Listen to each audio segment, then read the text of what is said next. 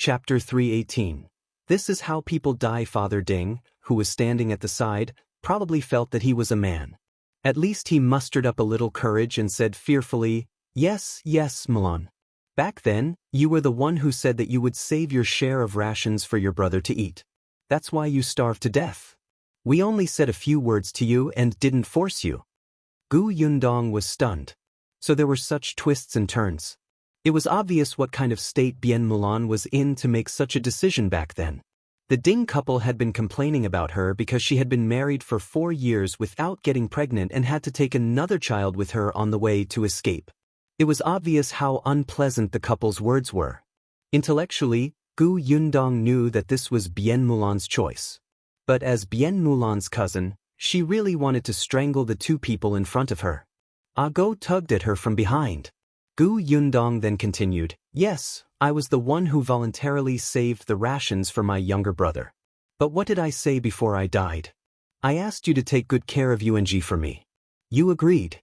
Did you send my younger brother, whom I exchanged my life for, to the old Gu family to be abused?" B0x. The Ding couple was speechless. What could they say? They did agree back then, but wasn't Bien Mulan going to die at that time? Could they let her die with her eyes wide open? But neither of them dared to say it now, especially when Gu Yundong's tears of blood started to flow down slowly. "The King of Hell said that my wish in this world had not been fulfilled. My obsession was too deep, and I could not be reincarnated. He asked me to come to the human realm to do my last thing. In the end, when I came here, I realized that you guys actually treated Yuanji like this. My poor brother, his life is so bitter." She suddenly cried. Immediately after, a bowl that Madame Hu had placed by the windowsill suddenly fell to the ground and shattered. Madame Hu and Father Ding's faces turned pale. The two of them hugged each other tightly. With a bang, a small stool at the side fell over. Bam! The closet door opened by itself. Go moved his fingers behind his back and quietly retracted the fishing lines that were tied to these things. But Madame Hu was already frightened. "Mulan, we didn't do it on purpose. Boo-hoo, it was the county magistrate who made the decision. It had nothing to do with us." Gu Yundong's voice continued to sound ethereal. "I don't care. He can't stay in the Gu family. He can't stay in the Gu family. He can't stay in the Gu family. All right. We won't let him stay in old Gus' house. We'll bring him back tomorrow morning. Really, don't come looking for us." Gu Yundong slowly looked at her and suddenly smiled. The moment her blood-red lips parted, she was so frightening that her hair stood on end. Even Go and Zhu, who were standing beside her, had to restrain themselves with all their might to prevent their legs from moving outwards. "That's what you said, he." The husband and wife nodded repeatedly. "We promised to bring him out. You go. Just go." Satisfied, Gu Yundong slowly turned around.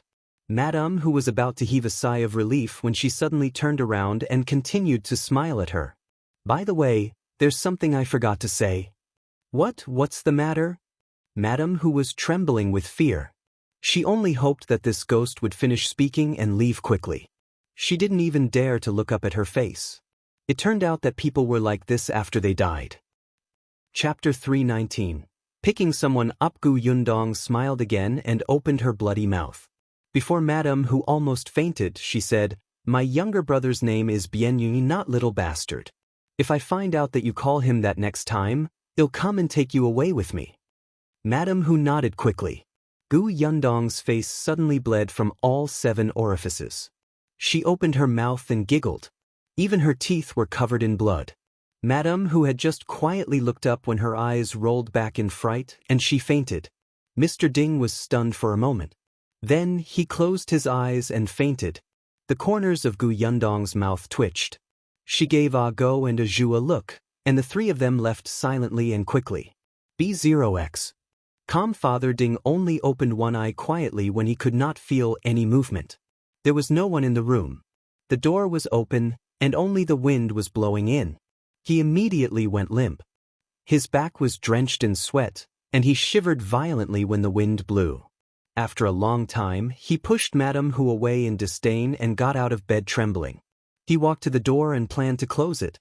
Unexpectedly, he saw his son lying unconscious on the ground in the central room. She was shocked and thought that Bien Mulan had killed him. He hurriedly went forward to take a look and heaved a sigh of relief. Fortunately, his son had just fainted. Father Ding quickly woke Ding Jincheng up and asked him what was going on. Ding Jincheng didn't know either.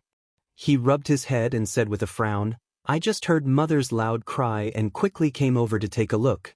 As soon as I walked to the central room, I was knocked out." Father Ding trembled and quickly told him what had happened.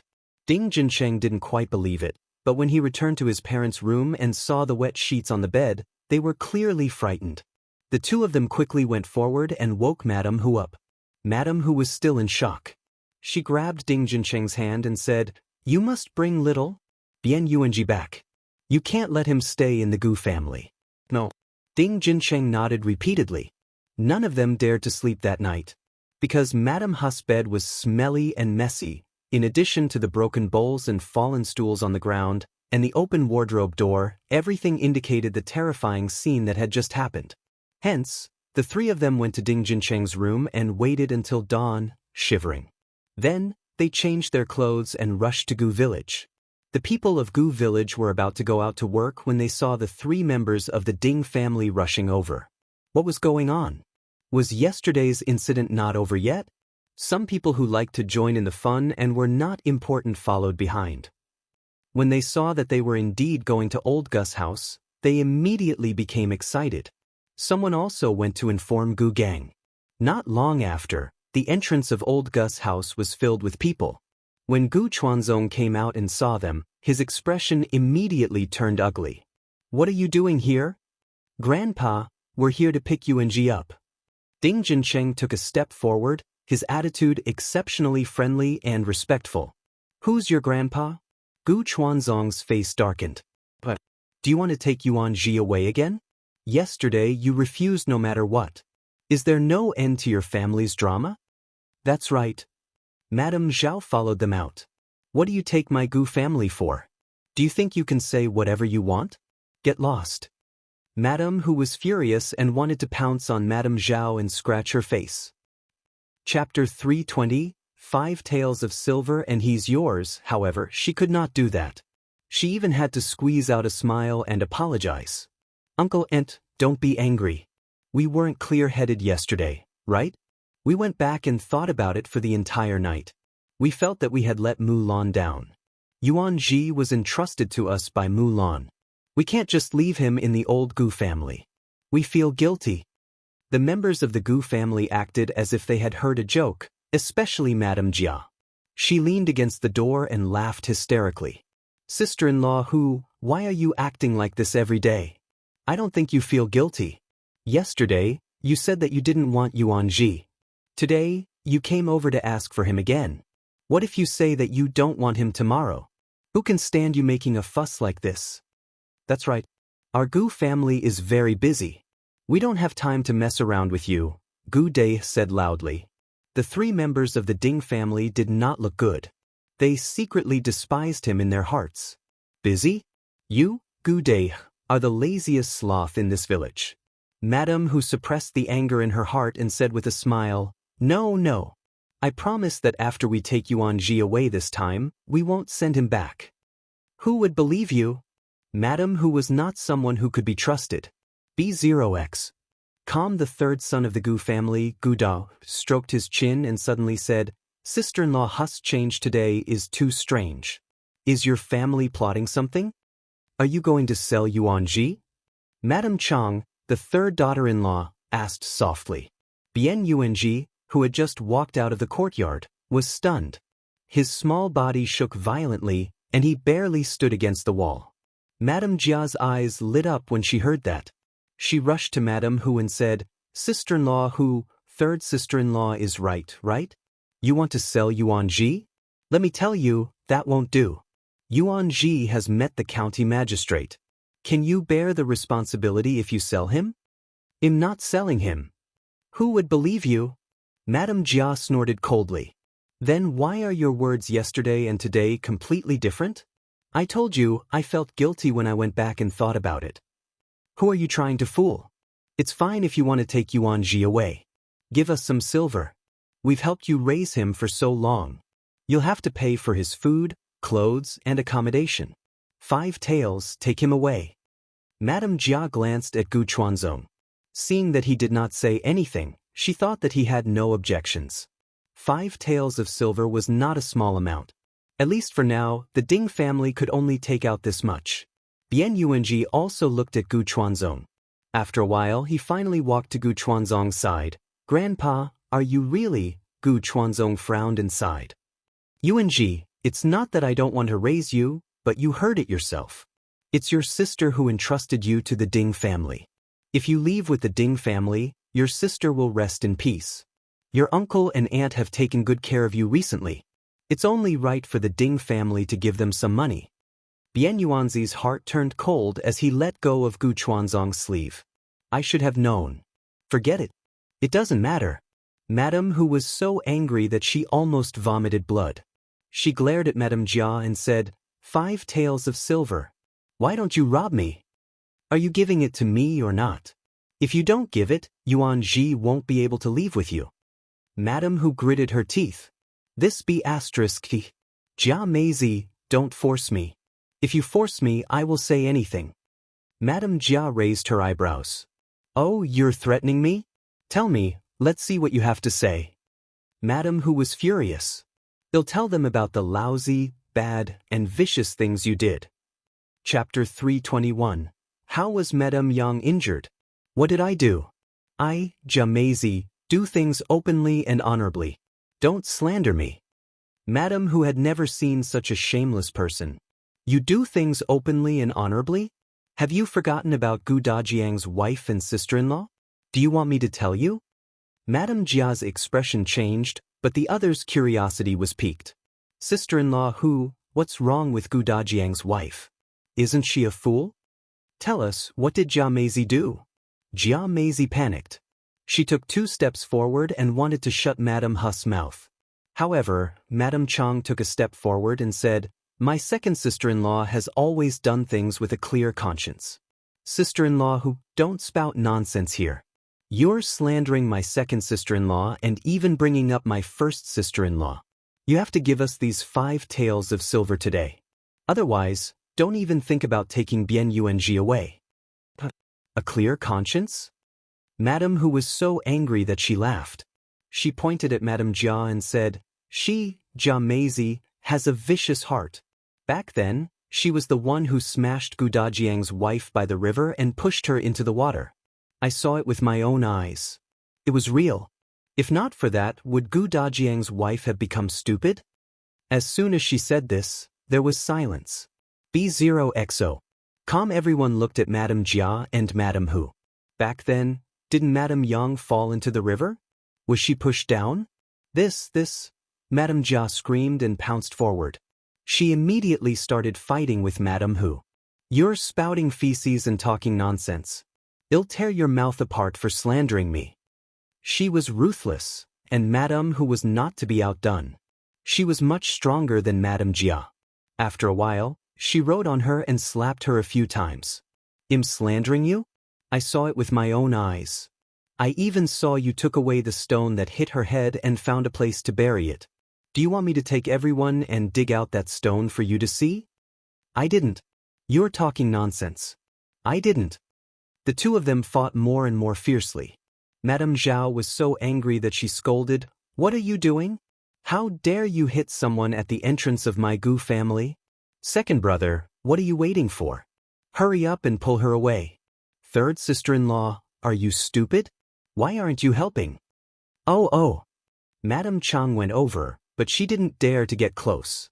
She tugged at them twice to show that she was trying. Then she saw Madame Hu wave a hand over and fall to the ground. Gu Da helped her back.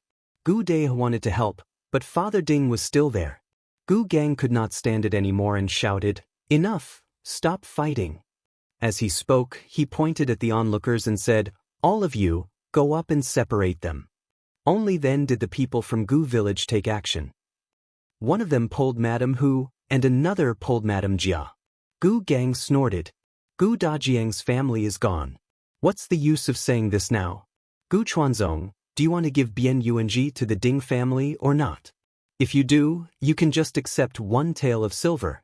If you don't, you can raise him yourself and give him betrothal gifts in the future. When Gu Chuanzong saw that things had come to this, he quickly nodded. Yes, yes. Gu Gang looked at Father Ding again. What about you guys?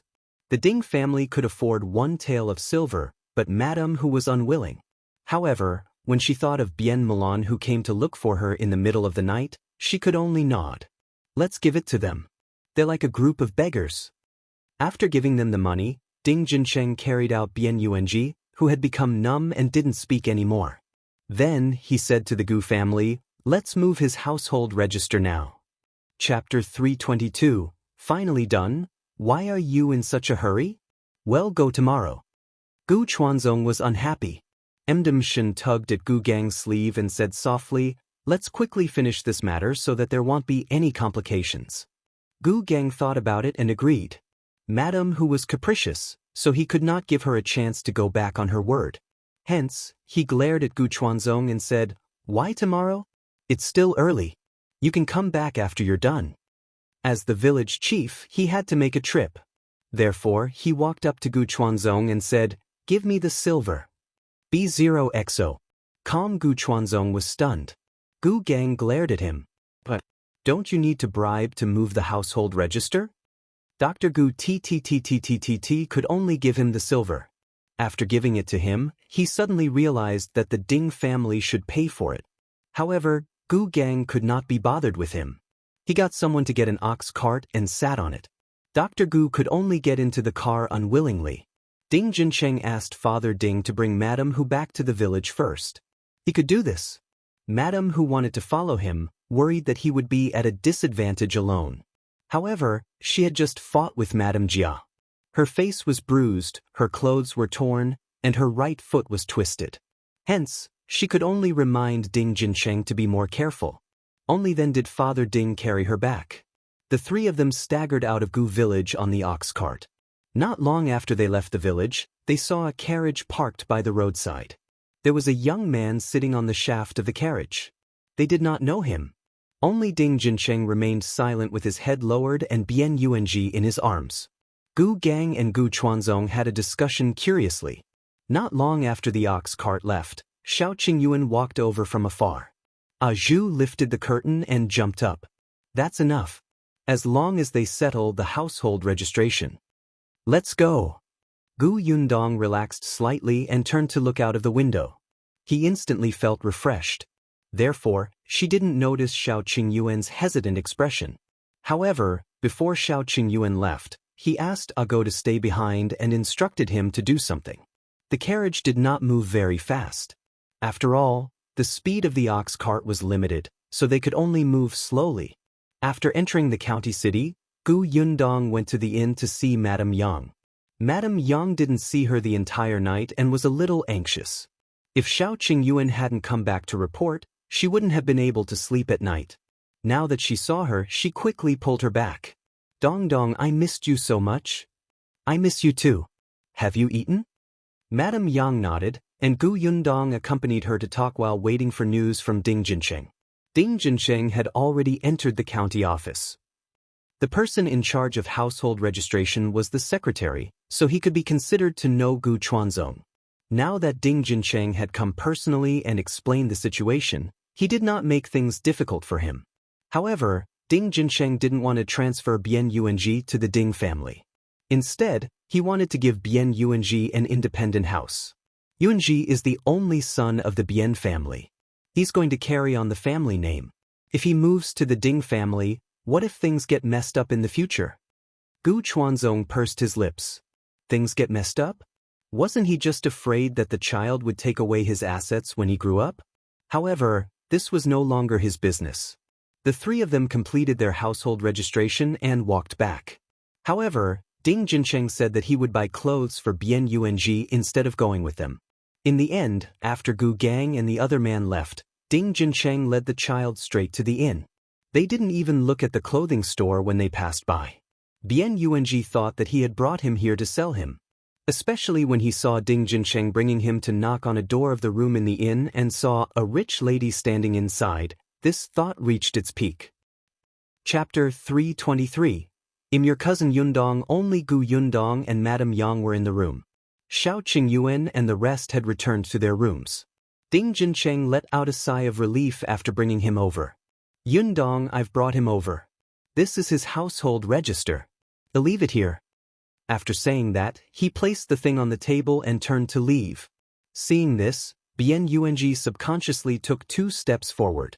However, he soon stopped and watched the door close in front of him. It was as if all the light had been blocked outside. He stood there alone, not knowing what to do. B0XO. Calm, a gentle voice came from behind him. Are you Yuanji? Bian Yuanzi's petite body trembled slightly as he slowly turned around. He then took 2 steps back and pressed his back against the wall, watching her carefully. Naturally, he did not recognize Gu Yundong. Gu Yundong was dressed very differently from before. Even if she was wearing the same clothes as before, he would not recognize his cousin. After all, the last time they met was in the first month of last year when he went to visit his uncle. He did not stay for long. Most of the time, he played with Gu Yunshu, who was about the same age, and did not speak much to Gu Yundong. When Gu Yundong saw his frightened expression, she cursed the Gu family in his heart. She took 2 steps closer to him. Bian Yuanji wanted to hide into the wall. You don't remember me? Then do you remember your eldest uncle? Gu Yundong stopped in front of him and squatted down to ask him. Bian Yuanji was stunned. Eldest uncle? Of course, he remembered that eldest uncle doted on him a lot. Before his sister died, she had said that if he returned to his hometown and didn't see his parents, he should look for his eldest uncle or 4th uncle. However, when he arrived at the Gu family, he couldn't find his eldest uncle or 4th uncle. He only saw his 2nd and 3rd uncles, who had never treated him well. Gu Yundong tried her best to make the smile on her face look kind and gentle. I'm your eldest uncle's daughter, cousin Yundong. Do you remember? Bian Yuanzi's body was not as tense as before. He just widened his eyes in surprise. Gu Yundong asked again, do you still remember Ashu? I remember that you guys played together last year and you said that he was your best friend. I'm Ashu's sister. Ashu? Eldest uncle? Bian Yunji finally opened his small mouth and muttered softly. He looked at Gu Yundong, who was showing him kindness, and vaguely felt that he had seen her before. Cousin? Yes, I'm your cousin.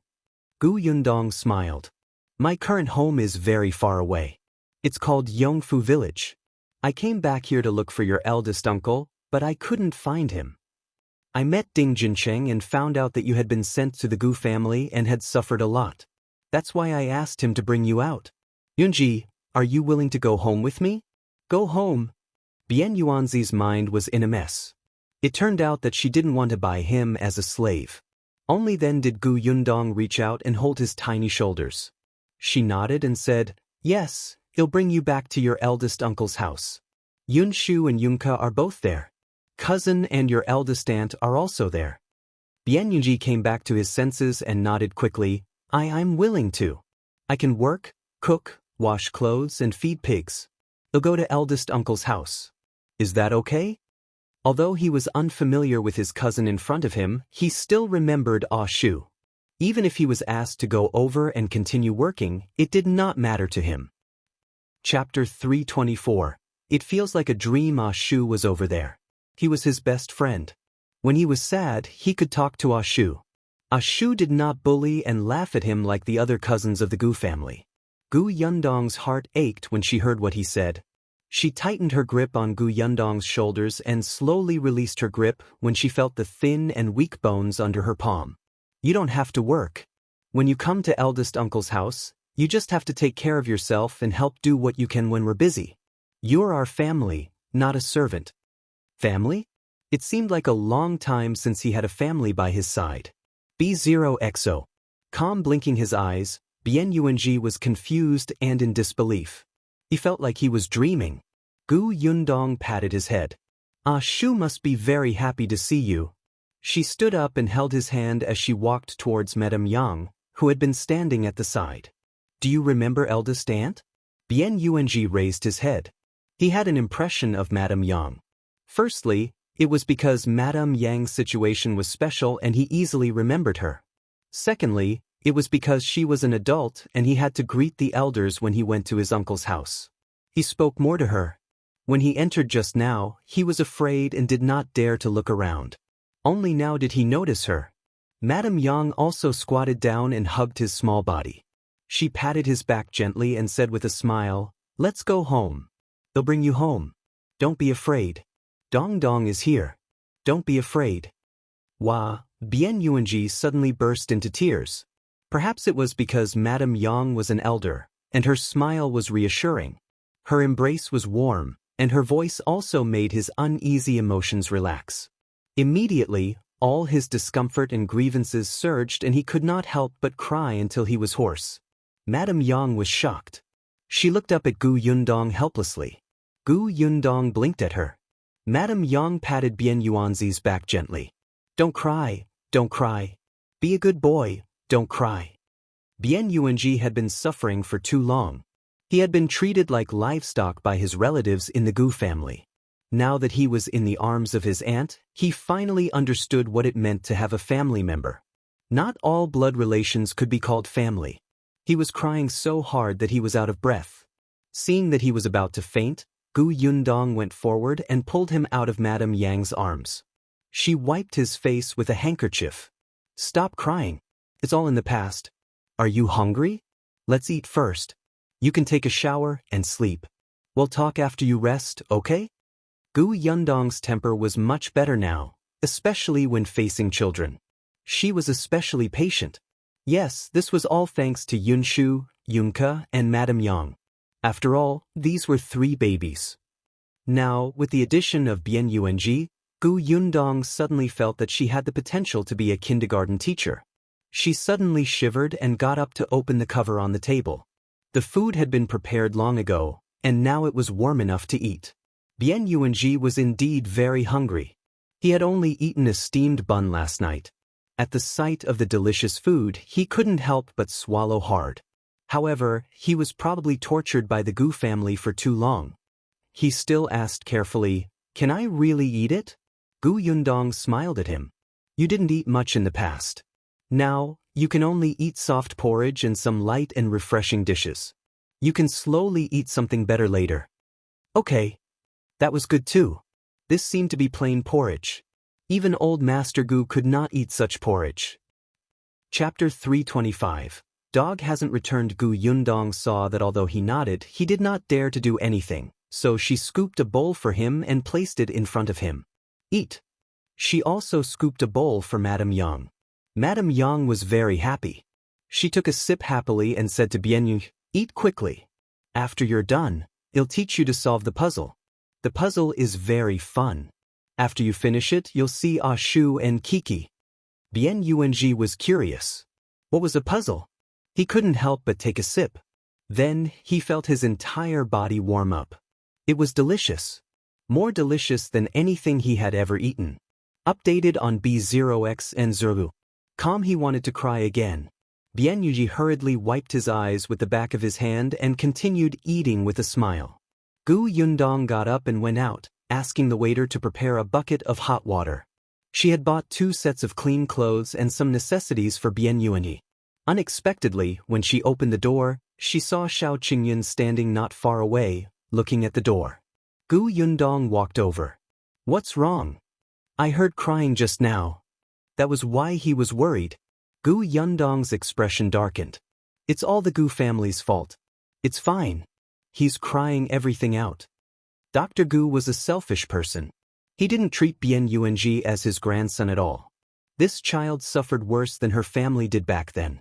At least Gu Yundong and her siblings had Gu Dajiang to protect them. Although Gu Dajiang was usually so busy that he could not take care of them, the Gu family was really afraid of angering him.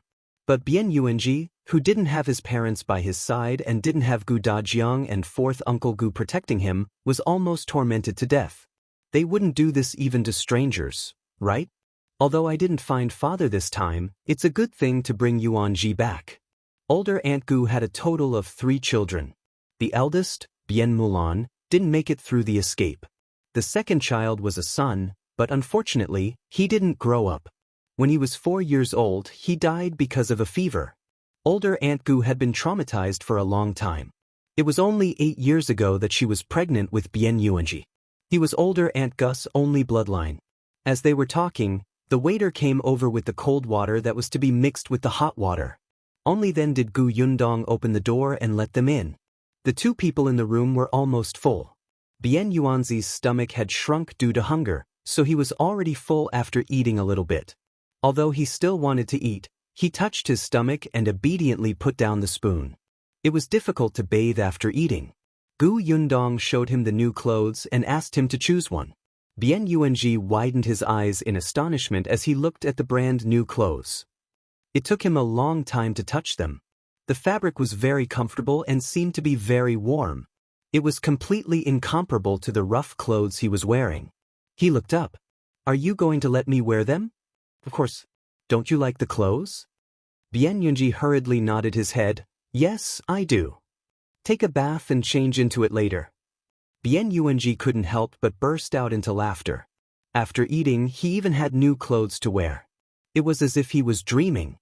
He was so silly that Gu Yundong could not help but rub his head. Gu Yundong waited for the waiter to bring them hot water before she went out to call a Shu, who happened to pass by, to help Bian Yuanji bathe. Although Madame Yang was an elder, Yuanji was 7 years old after all. At this era, it was important for men and women to sit at different tables when they reached 7 years old. However, the conditions of rural families were limited, so even if they had grown up, they might still live in the same room. Madame Yang sat obediently outside the screen, completing the puzzle.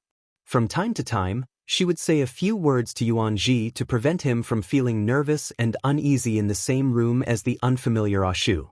Gu Yundong went to look for Xiao Qingyuan. She was curious why Ago was not back yet. Chapter 326, Itchy Hands. Unexpectedly, just as she knocked on his door, Xiao Qingyuan happened to be coming out. He seemed to be looking for her for something. "What is it? Are you done over there?" Xiao Qingyuan asked as he let her in and closed the door. Gu Yundong nodded. "I felt that you had something to tell me just now." "What's wrong? Also, what did you ask Ago to do? Why isn't he back yet?" Xiao Qingyuan poured her a cup of tea and sat opposite her. "There's indeed something. Updated on B0X and Zuru." Calm as he spoke, he pushed the cup in front of her. He realized that she would always drink water when she was angry. Gu Yundong looked at him in surprise. "This person?" She took the cup of water silently. "Go ahead." When the Ding family went to ask for the child today, they quarreled with the Gu family. At that time, Madame who said that she saw with her own eyes that your mother was hit on the head and pushed into the river by Gu Da's wife back then. That's how she became like this. Gu Yundong suddenly stood up. "What did you say?" "I don't know if Madame who said it in her anger or if it's true. I let Ago stay in Gu village and keep an eye on old Gus family to see if it's true. If he can't find out, we can only ask Madame Hu." Gu Yundong's face was ashen. It was not an accident that her mother fell into the water and became like this. Was Jia Meizi the one who smashed and pushed her? Her mother had already suffered enough in the Gu family. She was low-key and hardworking, but Jia Meizi actually wanted her life. She suddenly lowered her head and took 2 sips of water. Xiao Qingyuan immediately poured more water for her. "Don't worry. We'll talk about it when Dog comes back." Gu Yundong slowly sat down, her gaze cold. Back then, when Madame Yang became like this, she had suffered so many insults and abuses. There were always some malicious fellows in the village who would deliberately trick her when they saw her, giving her something she shouldn't eat or making her do something she shouldn't do. In the beginning, Madame Yang was really miserable. At that time, Gu Yundong was still young and had to take care of her younger sister, who was born half a year ago and had no one to take care of her. However, those bastards from the Gu family deliberately made Madame Yang go out to wash clothes and shoot pig grass. It was only when Gu Dajiang suddenly returned and saw Madame Yang being forced to kneel on the ground and kowtow to someone with his own eyes that he got angry and smashed a stone at that person's head. He had injured the guy, and Gu Gang had found an excuse to beat him up. At that time, Gu Dajiang's gaze was fierce, and he looked like he wanted to perish together with him. This made Gu Gang a little afraid. He was worried that he would really anger Gu Dajiang, so he could only ask him to compensate the victim and let him go. After that day, Gu Dajiang didn't go to the county restaurant to continue being accountant. He stayed at the Gu residence and didn't work. He had to take care of Madame Yang and the children. Dr. Gu had no choice but to give in and promise to let Madame Yang stay at home and work in the future so that she would not be bullied by the villagers. Only then did Gu Dajiang return to Xianxia restaurant. He had no choice but to go back. Madame Yang still needed money to treat her illness. He had to earn money. Gu Yundong had always thought that Madame Yang's fall into the water was an accident. After all, someone in the village had said that they had personally seen her fall into the water. Then, Madame Yang was rescued immediately and did not drown. Unexpectedly, the culprit was Jia Meizi. Very good. Her hands were itchy now. Calm down first. Go should be back soon. We'll ask about the situation then. Alright. I'll wait for Go to come back. She said word by word, almost gnashing her teeth. Chapter 327. How dare you kill her? At this moment, Go was in the Gu family's small storeroom. Although it was called a small storeroom, it was actually filled with various hoes, farm tools, dustpans, and baskets. There was also a medium-sized wooden board in the room, which was Bian Yuanzi's bed. Go sat on the wooden board and looked at the storeroom that was leaking in all directions. He had a better understanding of the inhumaneness of the Gu family. He was waiting for Dr. Gu to come back. It would take some time for Dr. Gu to go to the county to move the household register. Updated on B0X and Zulu. Calm as for the rest of the Gu family, they seemed to be staying in their rooms. No one came out, and no one knew what they were talking about. It was not until Gu Chuanzong entered the courtyard with a dark expression that Madame Zhao came out to welcome him. Gu Chuanzong did not stop walking. He said to her, "Go and call everyone over." With that he entered the room. Madame Zhao muttered, but she still went to call everybody. When Go heard the commotion outside, he quickly stood up from the wooden board and quietly crawled to the window under the main house to squat. The main house was the best place in the entire Gu family. Behind the window was a small courtyard. It had been cultivated and planted as a vegetable field. When Go came out, he also took out the wooden board from the storeroom. At this moment, he put the wooden board up and leaned against the wall, squatting down. The main room was filled with people one after another. The second and third branches, together with old Gu and Madame Zhao, filled up the not-so-big main room. Gu Chuanzong raised his head and glanced at them. His gaze finally landed on Madame Jia. Was that woman from the Ding family telling the truth? Madame Jia wanted to play dumb. "Father, what are you talking about? Are you serious? How can I believe that shrew's words? If I can't believe it, why did you go up and hit her?" Dr. Gu slammed the table. "Do you think everyone is blind? No one will believe you if you say that you're not guilty." Madame Jia immediately lowered her head and muttered softly. However, Gu Dai said, "Father, how long has it been?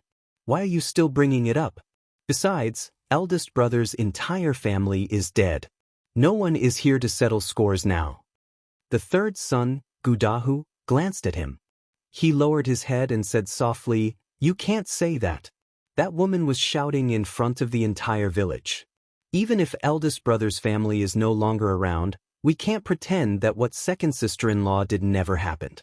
What if the villagers point fingers at us in the future? Can our Gu family's daughters get married in the future?" Madame Zhao originally did not think that it was a big deal. In her opinion, even if Madame Yang died, it would be her life. However, when she heard her third son's words, she was instantly furious. She stood up and rushed towards Madame Jia, hitting her in the face. "You troublemaker, how can you be so capable? You even dare to throw a stone at someone. You're too vicious. It's not enough that you harmed yourself, but you also dare to implicate us." Gu Dai glared at his third brother and went up to stop Madame Zhao. "Mother, stop. What's done is done. What do you want?" Madame Zhao was accidentally pushed by him and took 2 steps back. Madame Chang happened to support her. "Mother, be careful." She lowered her voice. "Don't anger second sister-in-law. She was unhappy when Sienna was sold." When Madame Zhao heard this, she suddenly shivered. What did she mean? Could it be that Madame Jia dared to kill her? Chapter 328. Old Gu was beaten up. Madame Jia suddenly raised her head and glared fiercely at Madame Chang. Suddenly she rushed over, grabbed Madame Chang's hair, and gave her 2 tight slaps. Madame Chang was caught off guard and fell. Gu Dahu reacted quickly and went forward to pull Madame Jia up and push her to the side. Second sister-in-law, what are you doing? You hit eldest sister-in-law and now you want to hit your third sister-in-law. It seems that none of your sisters-in-law will have a good ending, right? Pfft, what kind of sister-in-law is she? Madame Jia sneered. She couldn't care less and pointed at Madame Chang. Why did I hit eldest sister-in-law? You should ask your wife properly. If she hadn't said in front of me that eldest sister-in-law secretly seduced my day, would I have gone to settle scores with her? Updated on B0xN0. Madame Chang trembled in Gu Dahu's arms. She sobbed and retorted, second sister-in-law, don't talk nonsense. When did I say that? Eldest sister-in-law had a man. Why would she seduce second uncle? You still dare to deny it, you still dare to deny it. Madame Jia wanted to rush up and hit her again. You said that eldest uncle is not mother's biological son, and father doesn't treat him well, so eldest sister-in-law's life is the most difficult. So in order to live a good life, eldest sister-in-law wants to secretly hook up with our day. Did you say that? Is that right? Madame Chang shook her head vigorously. I didn't. I really didn't say anything. You slut, I knew that you two were bad people. When eldest uncle was around, you guys abused them. Now that they're not around, you're here to deal with us, right? When Sienna was sold, it was you, slut, who sowed discord. All right, your daughter was saved, but you want my daughter to go out and suffer as a servant. I've long wanted to beat you to death. Gu Dahu said angrily, second sister-in-law, are you crazy? You're biting people everywhere. You two are not good people. Ever since you came back, you've been using Sienna as an excuse and don't do anything. Father and mother feel guilty and let you lie at home like corpses every day. Now, you've done something wrong and let the entire village know that our family has a vicious woman. How dare you blame my wife here? As soon as Gu Dahu got involved, Gu Dahe naturally had to protect Madame Jia. The two families were arguing fiercely. The children on both sides were also secretly competing. The entire main house was like a market, revealing all their shortcomings. In the past, with Gu Dajiang around, the second and third sons had the same parents. Naturally, they were on the same side and didn't get along with Gu Dajiang. Now that Gu Dajiang's family was gone, only the two families lived under the same roof. However, Gu Dahe and his wife were lazy. When they were working, they would slack off if they could. The third branch had long lost their patience. Now that they had finally found Gu Da's fault, they naturally had to make use of it. If they could poke someone's wound, they would poke it. It was best to take the opportunity to split up the family and let the two lazy people from the second branch fend for themselves. Madame Zhao was stunned. So her two daughters-in-law had actually done so much behind her back? She looked at old Gu, who also had a sullen face. His two sons, whom he doted on the most, had actually hated each other to this extent. His head hurt from the noise. He closed his eyes for a long time before slamming the table. Shut up, all of you. No one listened to him. The two sides were in a heated argument and even started fighting. It was not known who was careless, but one of their fists missed and knocked old Gu, who was walking over angrily, to the ground. Madame Zhao screamed, "Old man!" The quarreling in the main room finally stopped. Chapter 329. Go, who was under the window, heard what happened and cursed in his heart. He deserved it. Dr. Gu was sent to the bed. Madame Jia immediately said, "I'll go find a doctor." After saying that, she ran out. Her positive attitude made Go feel that something was wrong. After hesitating for a moment, Go followed her silently. Madame Jia was not on the way to call a doctor. She secretly ran to the foot of a mountain and looked around.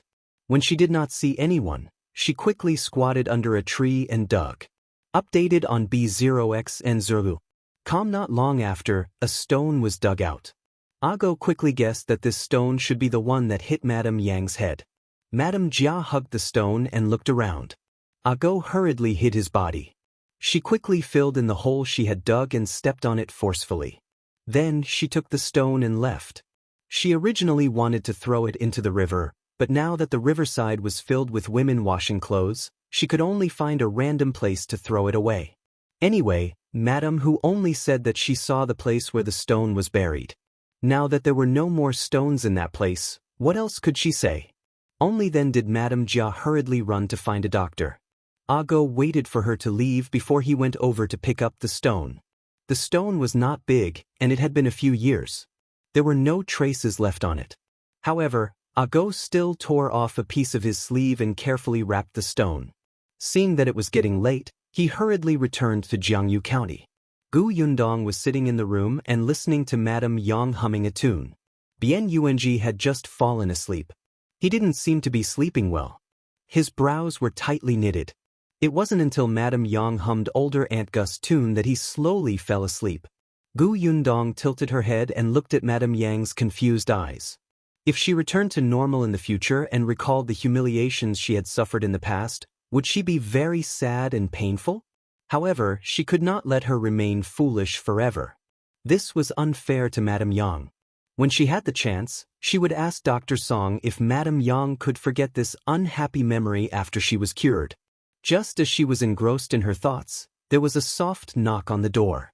Gu Yundong stood up and said to Madame Yang, "Mother, Yunji is asleep. You should rest too." "I'm not tired." Madame Yang actually enjoyed this state. Deep down, she still wanted to take care of others.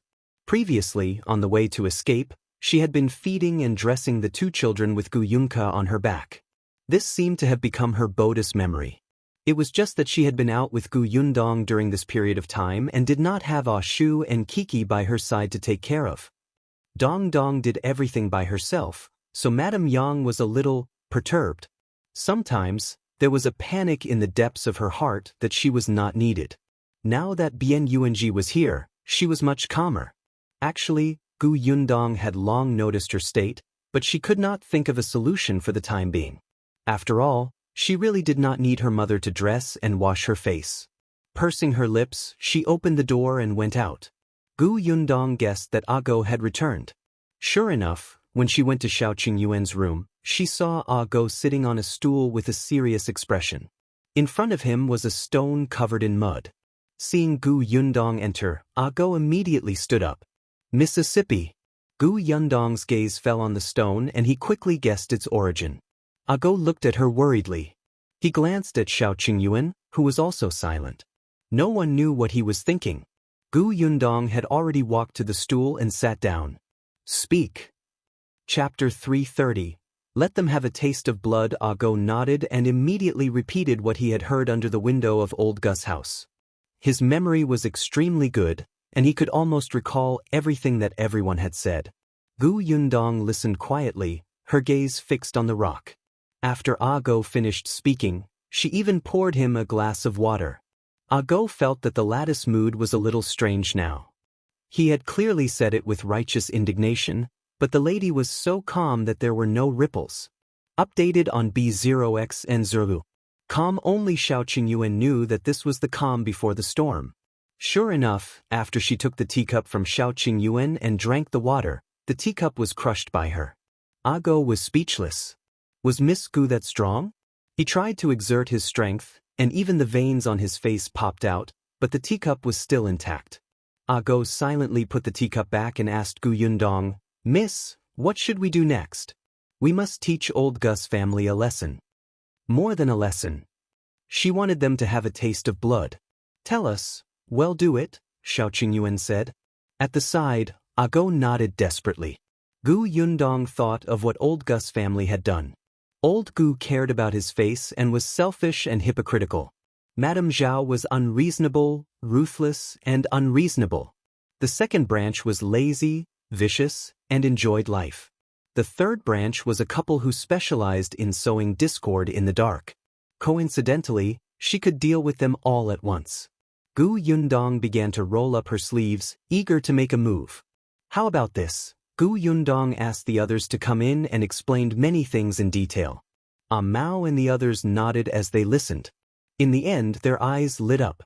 After Gu Yundong finished planning everything, She let Mao and the rest go to bed while she prepared to return to her room. Behind her, Xiao Qingyun suddenly asked, "What about me? Aren't you busy with Gu Gang's family? Do you need me to make a plan for you?" Actually, there was no need. Xiao Qingyun knew that she wanted to deal with old Gu's family. As the patriarch, Gu Gang might cause trouble, so he just had to stir up trouble in Gu Gang's family. "Yes," he said seriously and sincerely. Gu Yundong's mouth could not help but twitch. She sat back down. Xiao Qingyun poured her a glass of water and sat up straight, looking like he was all ears. But the next moment, he saw Gu Yundong frowning as if she was thinking hard. His heart ached instantly. He immediately stood up. "Go back and rest. I can settle it." Didn't you just say, "I suddenly had an idea"? Gu Yundong was speechless. "I don't believe you. You had a flash of inspiration?" "Yes, I just thought of it." Xiao Qingyun nodded affirmatively. His expression was exceptionally serious, and he spoke as if it was true. Gu Yundong could not help but want to laugh. Why was this man so cute? She was originally filled with frustration today, but when she saw him like this, she suddenly felt relieved. After dealing with old Gu's family, she felt that she should have a good chat with Xiao Qingyun. Gu Yundong returned to her room and she reserved another room beside. In any case, there was really no business in this inn. Gu Yundong and her gang's arrival had increased its popularity. The next morning, Go and Zhu set off. However, before they left, they took the stone wrapped in cloth with them. Not long after, Shu and Mao also left the inn. At this moment, Gu Yundong carried the food into the room and asked Madame Yang and Bian Yuanji to eat. Bian Yuanji walked to the table and his eyes widened when he saw Xiao Qingyun enter. Chapter 331:1 Can do anything. Wasn't this the person who gave him the white steamed bun? Bian Yuanji blinked. So, did his cousin send this guy over? What about the one from the day before? Was it also his cousin's doing? His eyes suddenly curved into crescents, and he smiled happily. Xiao Qingyun noticed his gaze and couldn't help but look at him. Updated on B0X and Zuru. Bian Yuanji hurriedly lowered his head and ate obediently. However, from the corner of his eye, he saw Xiao Qingyun scooping porridge for Gu Yundong. He could not help but think to himself that this was his cousin-in-law. She looked better than his ex-brother-in-law. She would definitely be happy in the future. Definitely. After everyone at the table finished eating in silence, Xiao Qingyun said, "Someone will come over later." Gu Yundong raised her eyebrows. Xiao Qingyun looked at the time and walked to the windowsill. He lowered his eyes and looked at the people coming and going below. After a while, a familiar-looking woman walked over and raised her head to look over. When she saw Xiao Qingyun, she quickly lowered her head. This person was Gu Gang's concubine, Madame Shen. Madame Shen was holding a basket in her hand and there was a woman beside her. She did not notice Madame Shen's abnormality and was bargaining with the vegetable seller by the roadside. Seeing that the discussion was intense, Madame Shen suddenly said in a low voice, "I'm a little unwell. I'll go to the inn opposite to borrow the outhouse. If you've bought the vegetables, wait for me under the willow by the river." The woman frowned. She wanted to say that she was lazy and had a lot of feces and urine, but she still forced a smile. "Alright, go ahead. But you have to give me the money for the groceries." Madame Shen gave her the money and the basket. She hurriedly turned around and entered the inn. The woman pursed her lips, but she was a little happier when she saw the money in her hand. She worked even harder to argue with the vegetable seller. If she could get the price lower by 1 copper coin, she would be able to keep 1 more copper coin. Madame Shen entered the inn and looked at the second floor. When she saw Xiao Qingyun, she hurriedly came up. After entering, she saw Gu Yundong, Madame Yang, and Bian Yuanji. Bian Yuanji also saw her. Of course, he recognized this person. In the past, when Madame Shen pitied him, she would occasionally give him some food. Bian Yuanji had a good impression of her and would not call her a vixen behind her back like the other children in the village did. Madame Shen was slightly surprised to see Bian Yuanji, who had changed completely. She smiled and nodded at him before looking at Gu Yundong. "You must be Miss Gu." "Miss Shen," Gu Yundong said with a smile. When Madame Shen heard her address, she was still in a daze. Ever since she became Gu Gang's concubine, she had heard many vicious and unpleasant titles. The best was Madame Shen. It had been a long time since anyone called her Miss Shen. Shen was a little moved. She secretly took a deep breath and said, "I don't have much time. I'll make it short. Let's go to the room next door." Gu Yundong asked Madame Yang to teach Bian Yuanji to solve the puzzle, and the three of them went to Xiao Qingyuan's room. Originally, Xiao Qingyuan could have gone to the Gu village to look for Shen. However, Gu Gang's wife kept a close eye on her and was especially keen to find trouble with her. Just 2 days ago, when Xiao Qingyuan went to look for her, he was almost seen by that woman. Shen took the opportunity to go out. She even brought Gu Gang's daughter-in-law, Yu, with her. Since ancient times, mother-in-law and daughter-in-law had always been difficult to get along. Madame Yu and her mother-in-law had always been at odds. Now that she had Madame Shen as her second mother-in-law, wouldn't she be close to her so that they could deal with the mother-in-law together? After the three of them sat down, Shen asked, "What do you want me to do?" "What can you do?" Shen sneered. "As long as Gu Gang receives retribution, I can do anything." Chapter 332. Shen's hatred. Shen was indeed saved by Gu Gang's grandson, Gu Wanbao. She was originally a girl from a small town, the only daughter of her parents. Her family background was not bad. When she grew up, her parents wanted to find a son-in-law for her, but the conditions of a live-in son-in-law were not particularly good. After some selection, she was already 17 or 18 years old. Then, the Shen family left Yongning Prefecture because of the famine. Unfortunately, the Shen family's parents were gone. Only Madame Shen was barely alive. She had promised her parents that she would take care of herself and save her life. Therefore, when Gu Wanbao saved her, she was sincerely grateful. Updated on B0X and 0. Even though the rest of the Gu family looked at her sloppy appearance with disdain, even though she knew that the Gu family was not a good family, even though after she washed her face, the three males of the Gu family looked at her strangely, Madame Shen was already prepared to be a slave. They had saved her life, so it was not too much to be a slave. However, this did not include the fact that Gu Gang had forcibly defiled her when she was completely unwilling. The pain from that day was still unforgettable and heart-wrenching. There were no good people in old Gu's family. None of them were innocent. This included Gu Wanbao and Madame Yu, who had sent her to Gu Gang's bed. She was the woman who had been bargaining with the vegetable seller. Madame Yu was Gu Wanbao's mother, so she didn't like Madame Shen. Not only did Madame Shen have no one to rely on, but even her man had to peek at this woman from time to time. Coupled with the fact that Gu Wanbao was liking her more and more, Madame Yu was a little anxious. Perhaps because she had been the village chief's daughter-in-law for a long time and felt that her family was superior to others, Gu Wanbao had to marry a girl from the county. Therefore, Madame Yu found an opportunity and secretly sent Madame Shen to her father-in-law's bed. This way, Gu Wanbao would not marry this woman, her own man would not dare to look at this woman, and she would be able to disgust her annoying mother-in-law. Everyone would be happy. Only Madame Shen was almost sent to hell. Gu Wanbao, on the other hand, was dissatisfied and wanted to make a fuss. After being threatened and tempted by Gu Gang, he stopped. However, Shen knew that the way Gu Wanbao looked at her was even more unscrupulous and dirty than before, as if she was just an unpresentable thing. Sometimes, she even thought of buying a bag of arsenic and poisoning everyone in old Gu's family to death. However, she had promised her parents that she would live well. Hence, she was waiting for an opportunity. Now, this opportunity had arrived. Madame Shen looked at Xiao Qingyuan and Gu Yundong with a hint of madness in her eyes. "I just want to keep my life.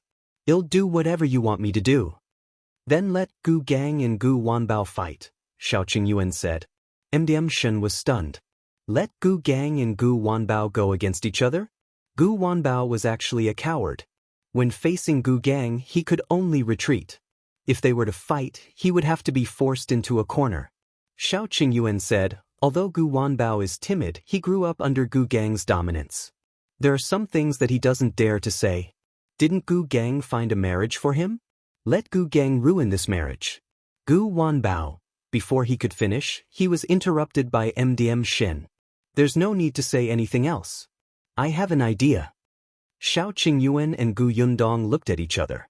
Seeing the determination in Shen's eyes, they did not say anything else. If you need help, you can look for Shu and the others. You've seen them before. Alright, I'll go back first. Shen stood up and turned to leave the inn. Gu Yundong looked at her back and frowned slightly. Why do I feel that her thoughts are a little dangerous? Xianxia had this feeling in his heart too. Chapter 333. Something happened to the old Gu family.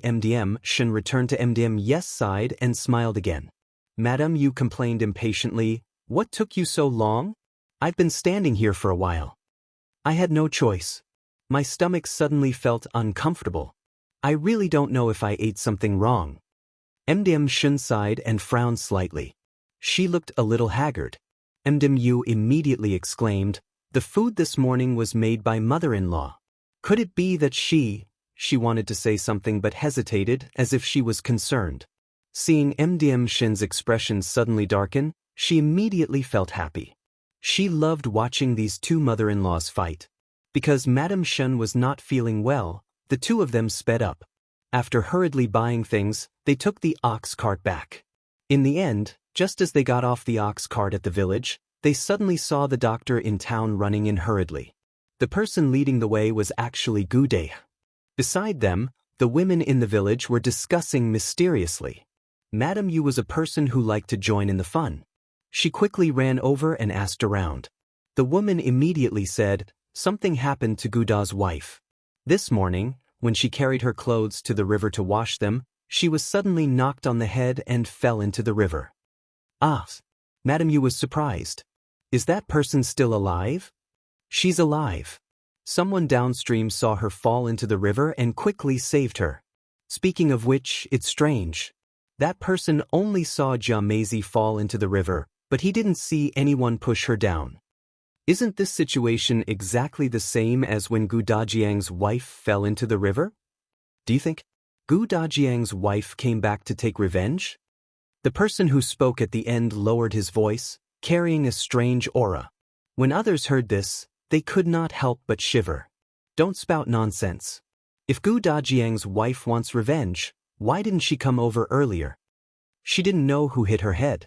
If it weren't for the Ding family's wife yesterday, who would know? That's true. Why don't we go to old Gus' house to take a look and ask if that's true? The people gathered here were all gossipy. They were very curious. As soon as someone said this, although they were also a little afraid that Madame Yang's ghost would not disperse, there were many people and it was broad daylight, so there was nothing to be afraid of. Yu was also curious and wanted to take a look, so she went over and said to Shen, if you're not feeling well, go back quickly. Bring everything home first. I'll take a look at old Gus' house too. I'll tell you when I come back. After saying that, she stuffed the basket in her hand into Madame Shen's hand. Alright, I'll go back first. Before Shen could finish speaking, Yu impatiently followed the others towards old Gus' house. Shen pursed her lips and returned to the Gu residence. At this moment, the Gu residence was exceptionally deserted. The courtyard door was not locked, but there seemed to be no one around. Shen put down her things and looked around.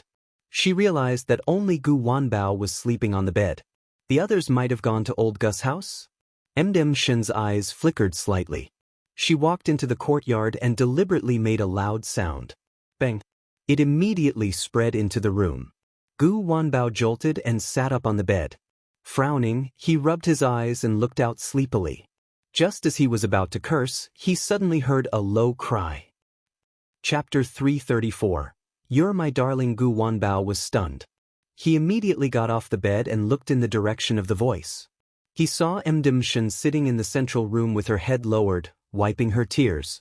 That low sobbing voice was actually indescribably melodious and pleasing to the ear.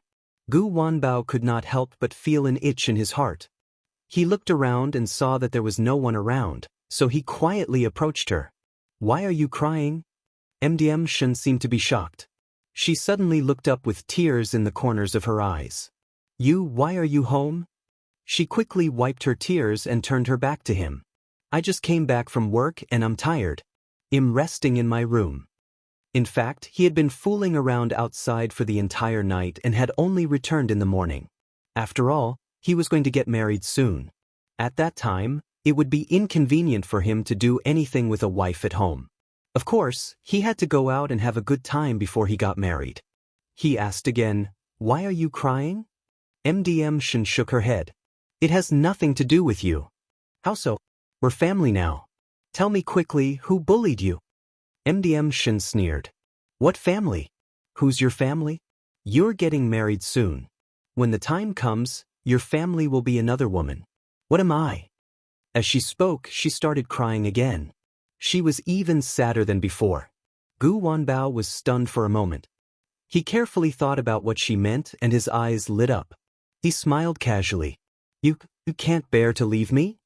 Shen did not speak and only lowered her head to hide her tears. Wasn't her silence a tacit agreement? Gu Wanbao's vanity was greatly satisfied. He leaned forward. "Tell me, did you miss me?" Shen seemed to be annoyed by his interrogation. She suddenly turned around and pushed him. "So what if I did? You're going to marry someone else. I'm already your grandmother." Gu Wanbao laughed. "What grandmother? Is there a grandma as young as you? You're my darling. I really cherish you." I can't tell." She looked as if she didn't believe him, but the corners of her mouth curled up uncontrollably. Gu Wanbao looked at her seriously. "Don't be sad. My heart is filled with you. You ignored me a while ago. Were you angry with me? Now that you see that I'm getting married, you're nervous?" "Nervous about what? Why should I care?" "You don't mean what you say." "I'm just..." Before Shen could finish speaking, footsteps came from outside. "I'll hide first." Gu Wanbao quickly turned around and returned to his room. Madame Shen looked at his back and snorted. The next moment, Gu Gang's wife, Madame Wang, strode in. When she saw Madame Shen, she scolded her, "How long have you been here? Don't you have to work? If everyone is waiting for you to cook, won't we starve to death?" Gu Wanbao walked out with sleepy eyes. "Grandma, why are you shouting? You woke me up." Madame Wang's expression changed. She quickly went forward and said, "Wanbao, you're here. I'm sorry, I didn't notice. I won't be noisy anymore. Why don't you sleep for a while more?" "I'm already awake. Why should I sleep?" He looked around. "Where are my parents and the others?" "They're all at Gu Chuanzong's house. His family has the most trouble."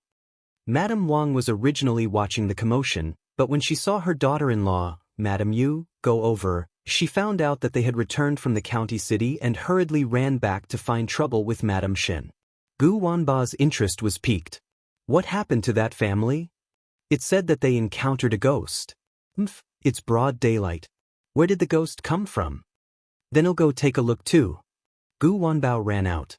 When he arrived at old Gus' house, he saw that it was indeed surrounded by people.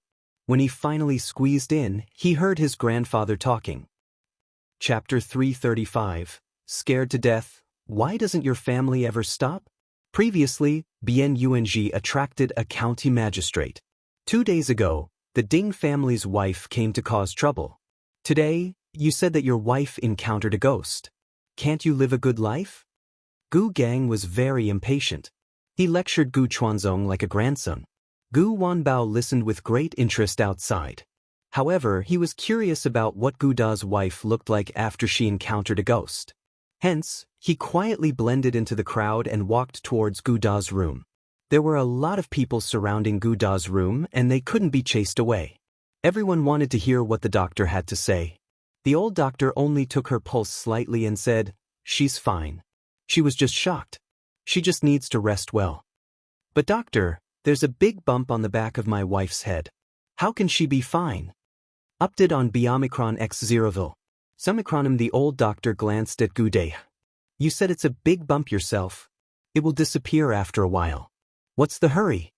Gu Dai wanted to say something, but the old doctor had already left impatiently. As soon as he left, the others immediately asked, "Da's wife, what happened? Did you see anyone smash your head? Did you really encounter a ghost?" Jia Meizi, who had already woken up, could not help but shiver. She did not know who hit her on the head, but she knew that she was not by the river when she fainted. When she was at the foot of the mountain, she felt a pain in her head and fainted. However, the women who had saved her just now said that when they saw her, she was standing by the river upstream. They called her a few times, but she did not respond. Instead, she fell straight into the river. And there was no one beside her. She looked as if she had been possessed by a ghost. Without needing anyone to remind her, Xianxia almost immediately thought of Madame Yang. Wasn't it exactly the same when she pushed Madame Yang into the river? But the problem was that when she pushed Madame Yang, she happened to be at the corner of the river. At that time, a big rock blocked her figure. Therefore, no one could see if Madame Yang had fallen accidentally or been pushed down. However, no one had expected someone to be so vicious as to kill someone. Therefore, when Gu Dajiang asked, the women by the river said that she had slipped and fallen into the river and hit her head. As it happened, Madame Yang had become stupid, so she naturally could not defend herself. However, Madame Jia was different. There were no obstacles around the place where she fell into the water. Everyone could clearly see that she was standing alone by the river with her body leaning forward. At that time, a woman called out to her. Then she felt. Xianxia was still afraid when she thought about it. She even felt that Madame Yang might be beside her. The people in the room were still discussing loudly. Gu Dai had a headache from the noise and suddenly roared, "All of you, get out. Didn't you hear the doctor say that my wife needs a good rest? Get lost." As he spoke, he asked his eldest son, the 12-year-old Gu Fei, to chase them away. Gu Fei picked up the broom beside him and waved it at the crowd. A group of gossipy women. Do you have nothing better to do? Get up, get up. As he did this, everyone left one after another. However, they were cursing and swearing. Some even said that Xianxia deserved it. This was her retribution. The third branch of the Gu family, Gu Dahu and his wife, also came to visit. The two of them looked at each other and laughed. Now, the two branches had completely fallen out with each other and did not even greet each other. Seeing Xianxia encounter such a thing, the two of them were indescribably happy. Unexpectedly, just as they were about to return to their room, they suddenly heard two voices discussing from the corner of the wall. Chapter 336, Hiding Merit and Fane. Gu Dahu suddenly stopped in his tracks and pulled Madame Chang back. He pressed his lips together and shushed her. Soon, the discussion gradually became clearer. Gu Da's wife must have suffered retribution. Madame Yang must have come back to take revenge on her. Who asked her to be so vicious and evil? Do you think Gu Dai will also suffer retribution? Gu Dai didn't break his sister-in-law's head and push her into the river, right? Otherwise, why was Xianxia the only one who got into trouble today? Heh, you don't know about this, right? Another person said mysteriously. Let me tell you. Gu Dai was drunk some time ago and personally said that on the way to Qingan Prefecture, he knocked his niece's head and even snatched a tael of silver. I heard that his niece was already half dead at that time. Do you think she died because he knocked her? Update on Biomicron X0ville. Simicron? Oh? There's such a thing? That's why I wondered if his niece would seek revenge on Gu Dai. The two of them chatted for a while before suddenly getting up and leaving. Gu Dahu stood where he was, deep in thought. On the other hand, Madame Chang hurriedly walked around to look at the two people who were talking. Unfortunately, she could only see the backs of the two men. They were wearing the clothes of ordinary villagers.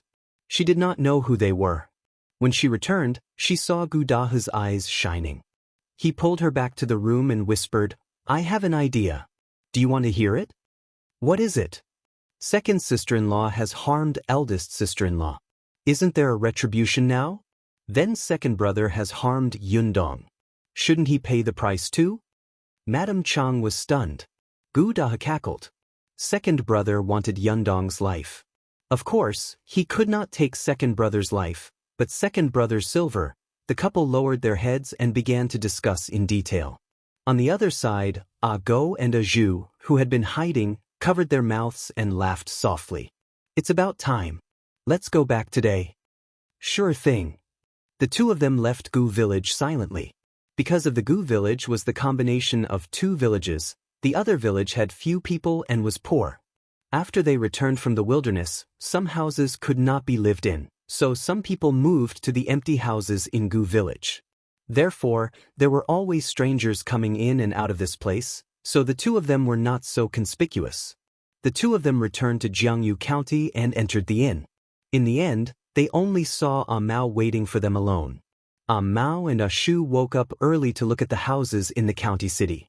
After all, they could not leave for the time being, and it was inconvenient to stay in the inn all the time. After looking around, they all moved over, leaving only Ah Mao here to bring them to the place. The new courtyard was a little remote. They wouldn't be staying there for long anyway. Ah Go was a little excited when he went in. After sitting down, he could not wait to tell them what had happened in Gu village. That Jia Meizi really thought that she was possessed by a ghost. She was so frightened that her face turned pale. Dying of laughter. Actually, Ah Go had indeed knocked her out and moved her to the river with Ah Zhu. They originally wanted to move her to the place where Madame Yang had fallen into the water. There were large rocks there that could block people, and the same place looked more realistic. However, there was someone there. After Ah Go and Ah Zhu discussed, they found another place.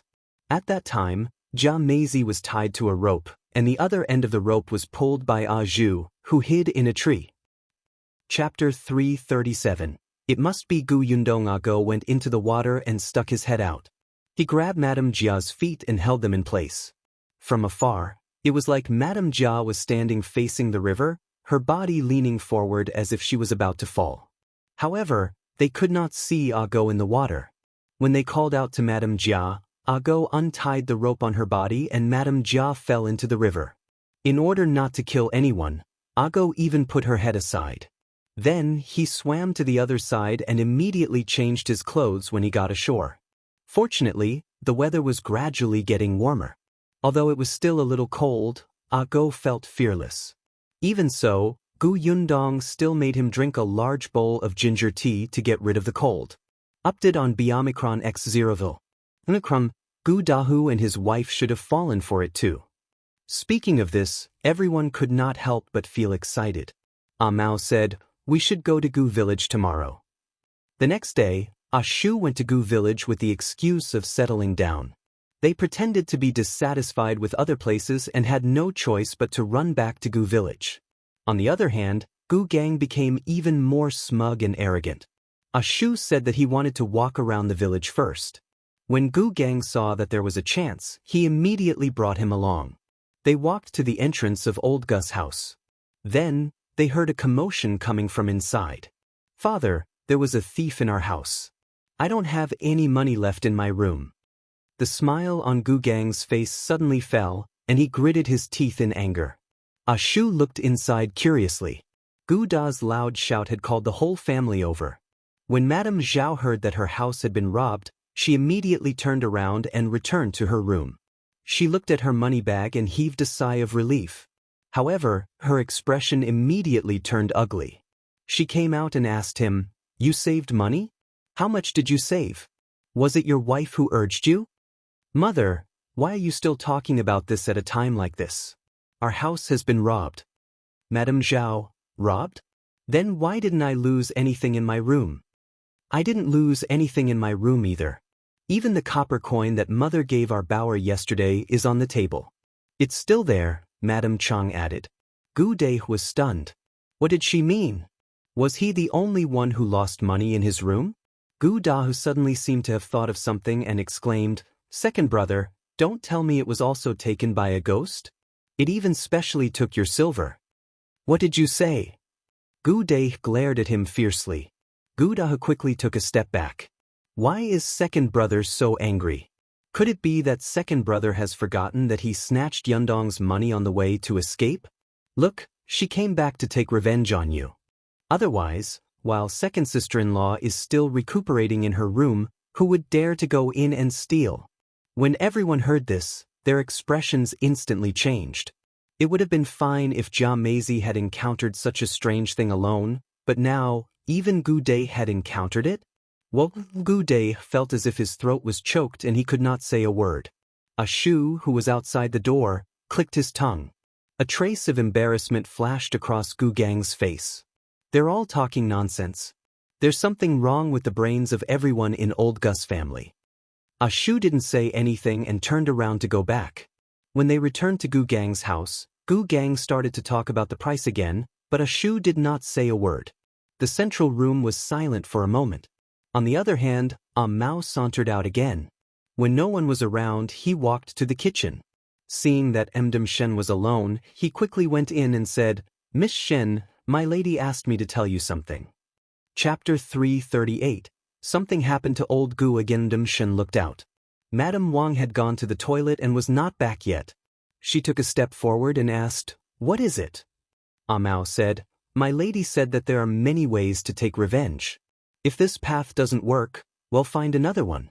However, it's not worth it to sacrifice yourself for revenge." When Madame Shen heard this, she was stunned. Did that Miss Gu guess something? She pursed her lips and looked up to say something, but Mao had already left. Update on Biomicron X0vil. Sumicronum MDM. Shen secretly pinched her fingers. Another way? Of course she knew there were other ways, but she didn't want to wait any longer.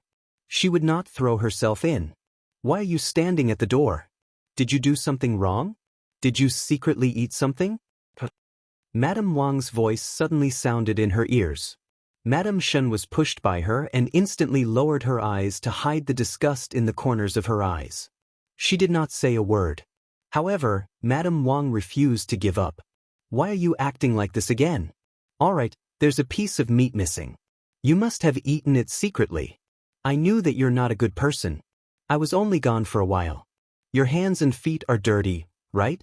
I was wondering why you spent so much money when you went to the county city to buy things yesterday. Were you the one who kept some of the money?" Her cursing continued. Gu Gang finally couldn't help but walk over and slap her. "Can you stop? The guests have been scared away. Do you think everyone is as petty and stingy as you?" Madame Wang screamed, "You hit me again?" She pounced on him and scratched him with her nails. Shen silently retreated to a corner and watched them fight to the death. On the other side, Shu had also returned. However, he told Gu Gang that he had to consider it carefully and would come back another day. The next day, Go and Zhu came over. Then, something happened to old Gu's family again. It was said that when Madame Jia came out of the outhouse in the morning, she saw the youngest son of the third branch take out a stone from Gu Dahu and his wife's room and plan to throw it away. Then, she recognized that it was the stone that she had dug out from the ground and thrown away. Jia Meizi exploded on the spot. She snatched the stone and beat the child until he almost vomited blood. Hence, the two branches started fighting again.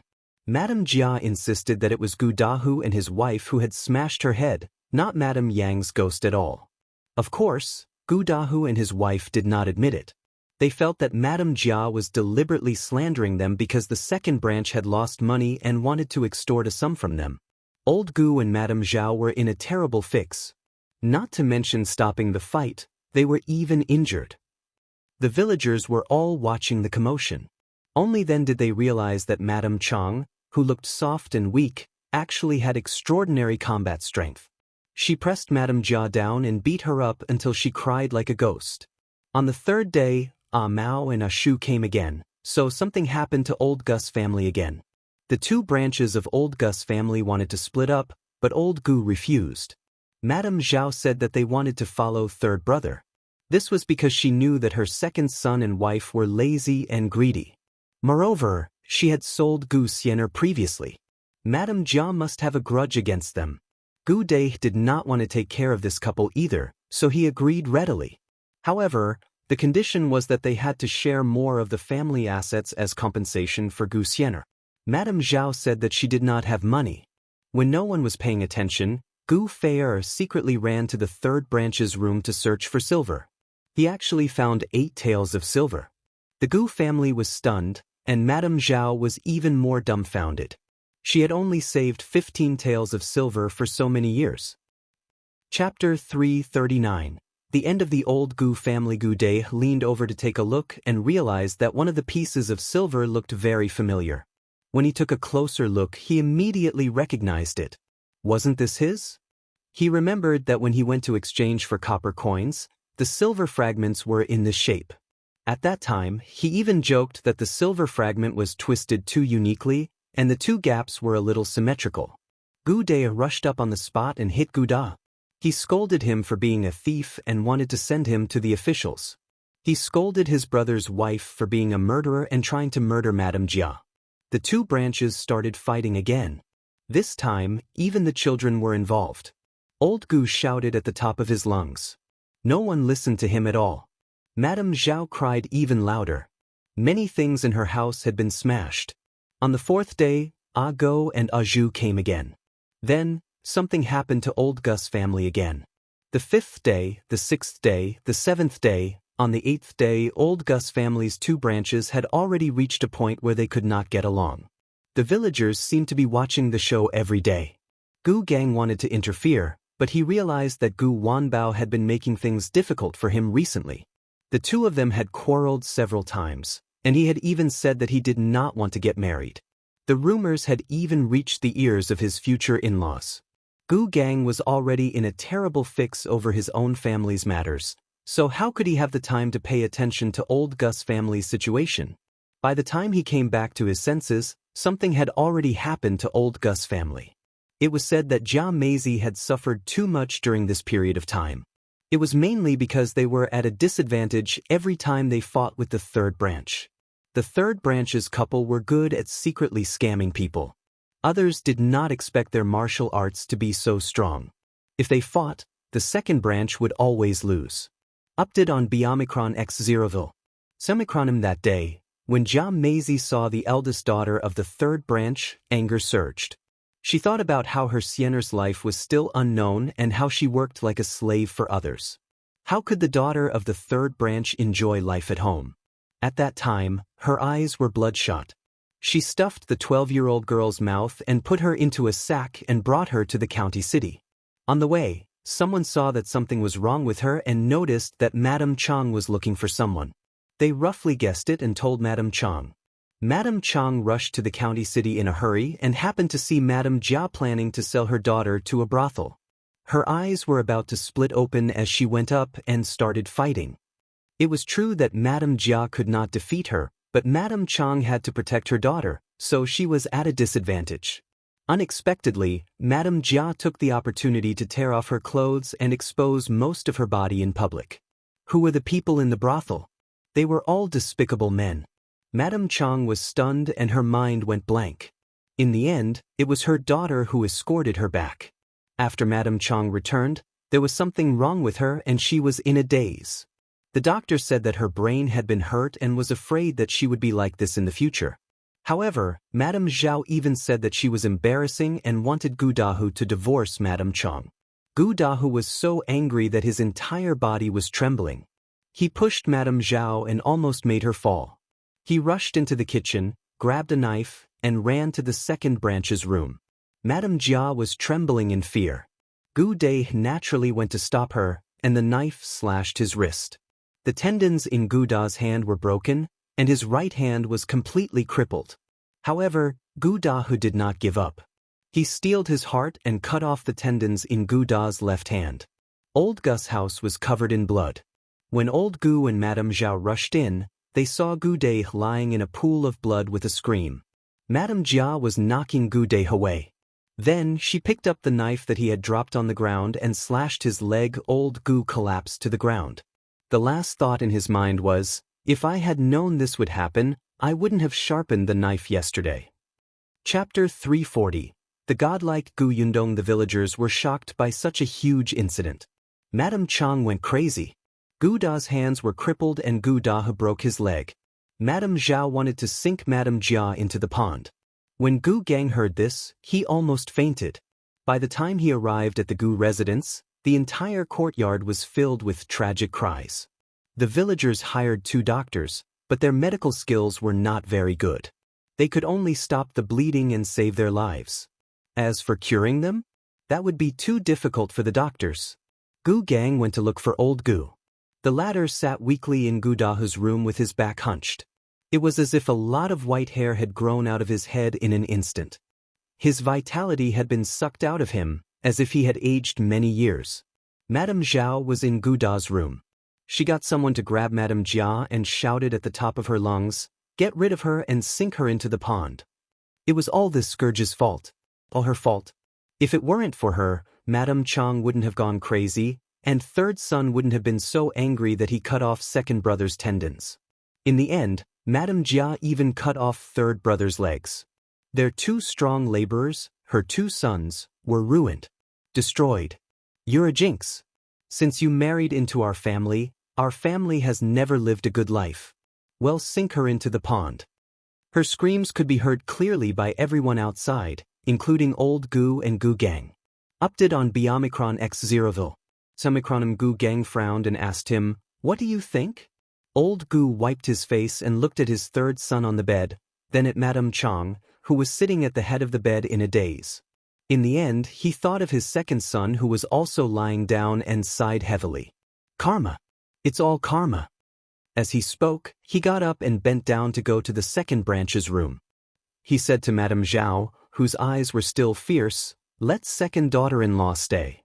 Madame Zhao turned to look at him in disbelief. Old Gu said, "Second brother is already like this. Someone has to take care of him." "I can take care of him." "What about third son?" Madame Zhao opened her mouth. Thinking of Madame Chang's appearance, she probably could not rely on her. She could only do it herself. Old Gu continued, "Besides, if you sink her into the pond, who will do all the work in our family? Or are you going to arrange another wife for second brother? But our family spent most of our money on the treatment just now. Besides, look at second son. No one is willing to marry him again." "But," Old Gu said in a low voice, "at most, you can just torture her in the future. Let this matter go. Don't make a fuss. Our family is already like this, what are you still making a fuss for? Let's not talk about anything else. For the sake of your eldest grandson, you can't sink her into the pond. Otherwise, what if your eldest grandson wants to get married in the future?" After Madame Zhao heard this, she looked at Madame Jia with a vicious gaze. Madame Jia was also afraid now. At that time, she was just hot-headed. She did not expect things to develop to this extent. Now, as long as they did not let her sink into the pond, she would do anything. Now that things had come to this, old Gus' words made sense. In addition, his eldest grandson was still pleading on the side. Madame Zhao could only give in. However, Madame Jia's life would be difficult in the future. Therefore, old Gus' family has suffered heavy losses this time. When Ah Go and the others reported the situation to Gu Yundong, they were extremely excited. Miss Gus' foresight was godlike. She was too smart. Look at how she had tormented old Gus' family. Gu Yundong knew that old Gus' family would not have a good ending. After all, she knew the weaknesses of that family too well. They were all selfish. What she cared more about now was, what about Miss Shen? Chapter 341. You adulterous couple. At the mention of the Shen family, Ah Shu and Ah Mao looked at each other. Of course, they already knew how Madame Shen planned to deal with Gu Gang. Although they felt that it was not worth it, there was nothing they could do since Madame Shen insisted on doing so. Ah Shu said, "Miss Shen asked me to help her tomorrow. She should be preparing to reel in the net." Gu Yundong nodded. "Go there early tomorrow." The next day, Ah Shu went to Gu Village again. Recently, Gu Gang had been very frustrated. Gu Village was not peaceful because so many things had happened to old Gus' family. Ah Shu, whom he had always thought could extort more money from, always said that he would consider whether or not to settle down here. Every time he thought there was hope, something would happen to old Gus' family. Then Ah Shu would go back. This dragged on day after day. Therefore, Gu Gang really hated old Gus' family to the core. He was considering whether he should chase this useless family out of Gu Village. However, he had lost his patience with Ah Shu. This time, when he heard that Ah Shu was coming, he was also disinterested. It was only when Ah Shu's cousin came over and said that Ah Shu wanted to see the homestead that he suddenly came back to his senses. Had this guy made up his mind? Gu Gang immediately tidied himself up and left. Ah Shu was standing not far from his distant cousin's house. He pointed at a place and said that he wanted to buy 1 acre. Gu Gang still stated the previous price, and there was no room for negotiation. Although Ah Shu was unhappy, he still agreed. Unexpectedly, Gu Gang pushed his luck and asked for 5 taels of silver as he had to bribe the officials. When Ah Shu heard this, he exploded and started arguing with him on the spot. He said that Gu Gang was a blood-sucking bug, that he was black-hearted, and his words were very intense. It provoked Gu Gang so much that he almost fainted. He pointed at Ashu and told him to get lost. He didn't have to come again. Then he went home angrily. There was no one at home. Gu Gang was so angry that his throat was smoking. He wanted to go to the kitchen to drink water. Unexpectedly, he heard strange rustling sounds. Among them was his concubine Madame Shen's. There was something wrong with that sound. Gu Gang followed the sound and saw that the door to his room was ajar. He could hear laughter coming from inside. He only heard a few words before his anger surged. He suddenly pushed open the door. What greeted his eyes were two people in disheveled clothes hugging each other. One of them was Gu Wanbao, his good grandson. The other was Madame Shen, his beloved concubine. What a match made in heaven. Gu Gang pointed at them with a trembling finger. You adulterous couple, you actually did such a thing, you did such a thing. Slowly, even his body began to tremble. He turned around to look for something, as if he wanted to beat them to death. Seeing that there was a wooden stick beside the door frame, Gu Gang took it. Madame Shen screamed in fear and hurriedly hid behind Gu Wanbao. She said pitifully and dependently, "What should I do? Wanbao, save me. Hell, kill me. What should I do? I'm so scared." Initially, Gu Wanbao was still a little timid. However, he had been quarreling with Gu Gang recently, so his courage slowly grew. Coupled with Madame Shen's stimulation, he immediately puffed out his chest and stood in front of her. Who are you calling an adulterous couple? You're clearly the one who's so old and still doesn't know shame. I was the one who saved her in the first place, and I was the one who wanted to marry her. If you hadn't ruined her, we would have been a perfect couple. You old man, you already have my grandmother, yet you still fancy a young lady. She's young enough to be your granddaughter. Chapter 342. Escaped. Gu Gang raised his hand that was holding the wooden stick high, but he could not smash it no matter what. He felt that his hand was out of control, and a bad feeling welled up in his heart. Gradually, his pupils enlarged, and Gu Gang made a difficult hee-hee sound. He walked towards Gu Wanbao step by step, his eyes bloodshot as if he wanted to say something. However, in Gu Wanbao's eyes, it was obvious that he wanted to kill him. However, Madame Shen saw that something was wrong before him. She tugged at Gu Wanbao's sleeve. Is he going to beat us to death? Let's run. Gu Wanbao pulled him away. Gu Gang was a little anxious. He moved his other hand and seemed to be able to control it. He immediately grabbed Gu Wanbao, who was walking past him. Gu Wanbao's expression changed. In his panic, he grabbed the scissors in the embroidered basket and stabbed them at him. Bright red blood spurted out, dyeing Gu Wanbao's hands and his clothes red. Gu Gang lowered his head in disbelief and looked at the scissors stuck in his chest. Gu Wanbao was also shocked. He lowered his head and looked at his hands. He had killed someone. He killed his own grandfather. Gu Wanbao suddenly took 2 steps back. He looked at Madame Shen, who also looked at him with wide eyes. You have to pay with your life for killing someone, she said with difficulty. Gu Wanbao's face turned pale. He shook his head. No, I didn't do it on purpose. I don't want to pay with my life. I don't want to die. I don't want. He turned around and ran out in a panic. Madame Shen was still standing on the spot. She looked at Gu Gang, who was panting heavily on the ground, and suddenly laughed. Mao's head appeared at the door and waved at her. Let's go. Madame Shen cleaned up the traces on the bed and followed Mao over the wall, temporarily leaving the Gu residence. At this moment, Gu Wanbao did not expect to bump into Ashu and his cousin the moment he ran out of the door. Ashu saw the blood on Gu Wanbao's hand at a glance, and so did his cousin. They both looked at him in shock. Gu Wanbao shook his head violently. I didn't. As he spoke, he ran away quickly and disappeared in an instant. Before Ashu could say anything, his cousin shouted, "Oh no, something must have happened."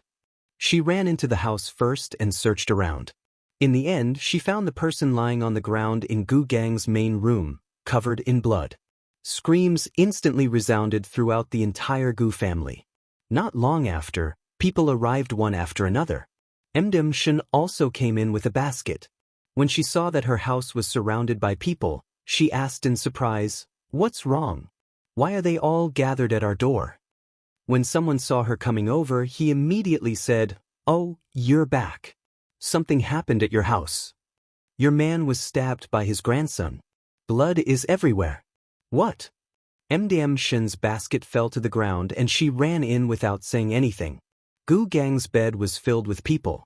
Among them, Madame Wang cried the most sadly. Madame Yu, on the other hand, muttered to herself. She looked at Ashu's cousin one moment and shouted the next, "Impossible! My Wanbao didn't do it. He didn't do it." The cousin took 2 steps back. "I'm not the only one who saw it. Ashu saw it too. His hands were covered in blood when he ran out. He was in a panic. I think we weren't the only ones who saw him when he ran away. There were others on the way.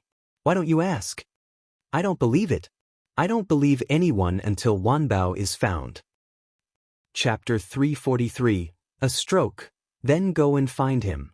Madame Yu suddenly came back to her senses. "Yes, you'll go look for my Wanbao. I'll get him back." After she ran out, MDM Shen took a few steps forward and asked the doctor, "How's our master?" Fortunately, his vitals weren't stabbed. He just lost a lot of blood.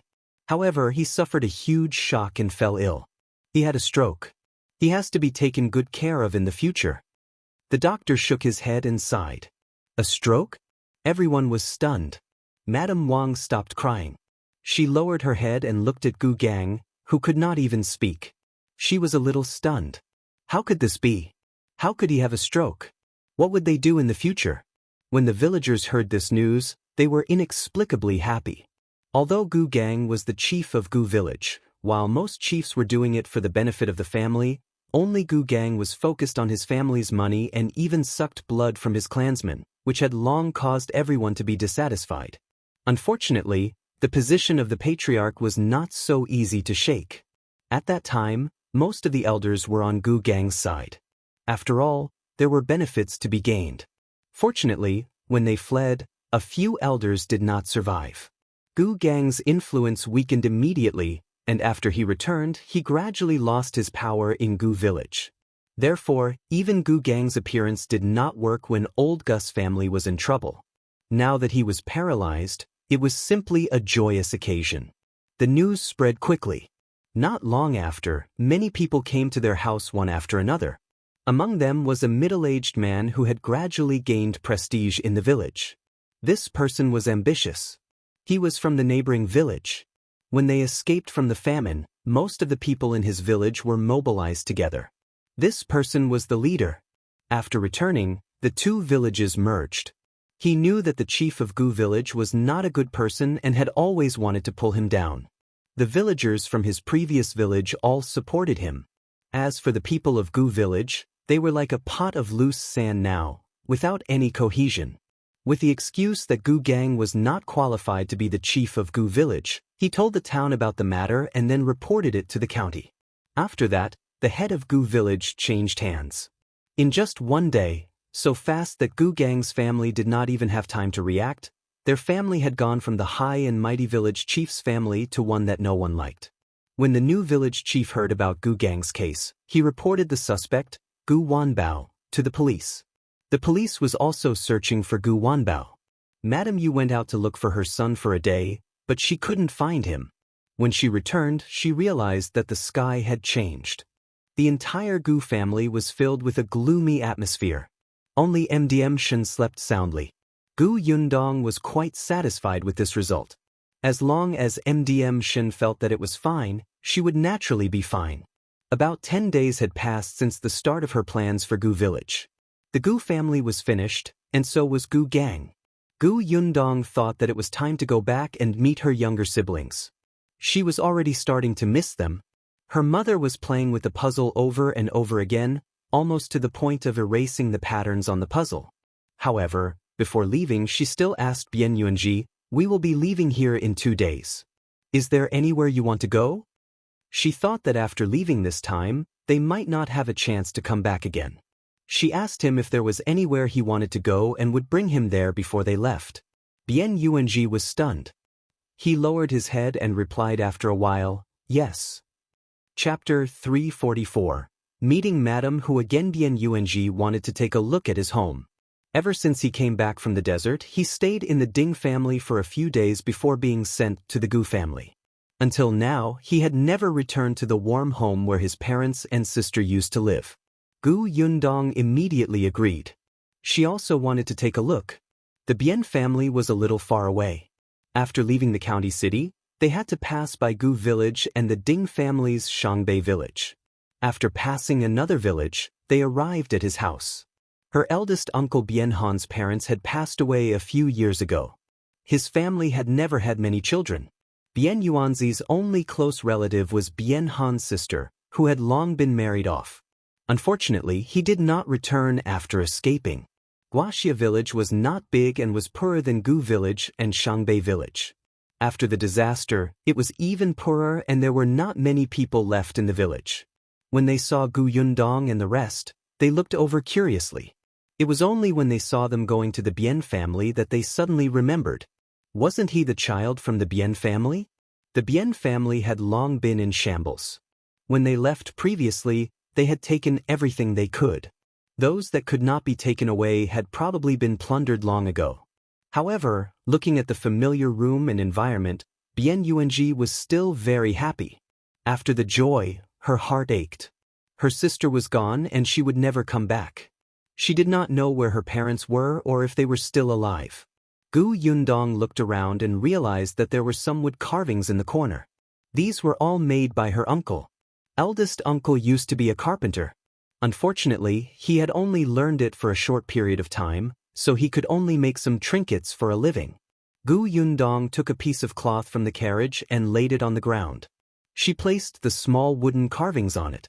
Seeing this, Bian Yuanji also ran over to help.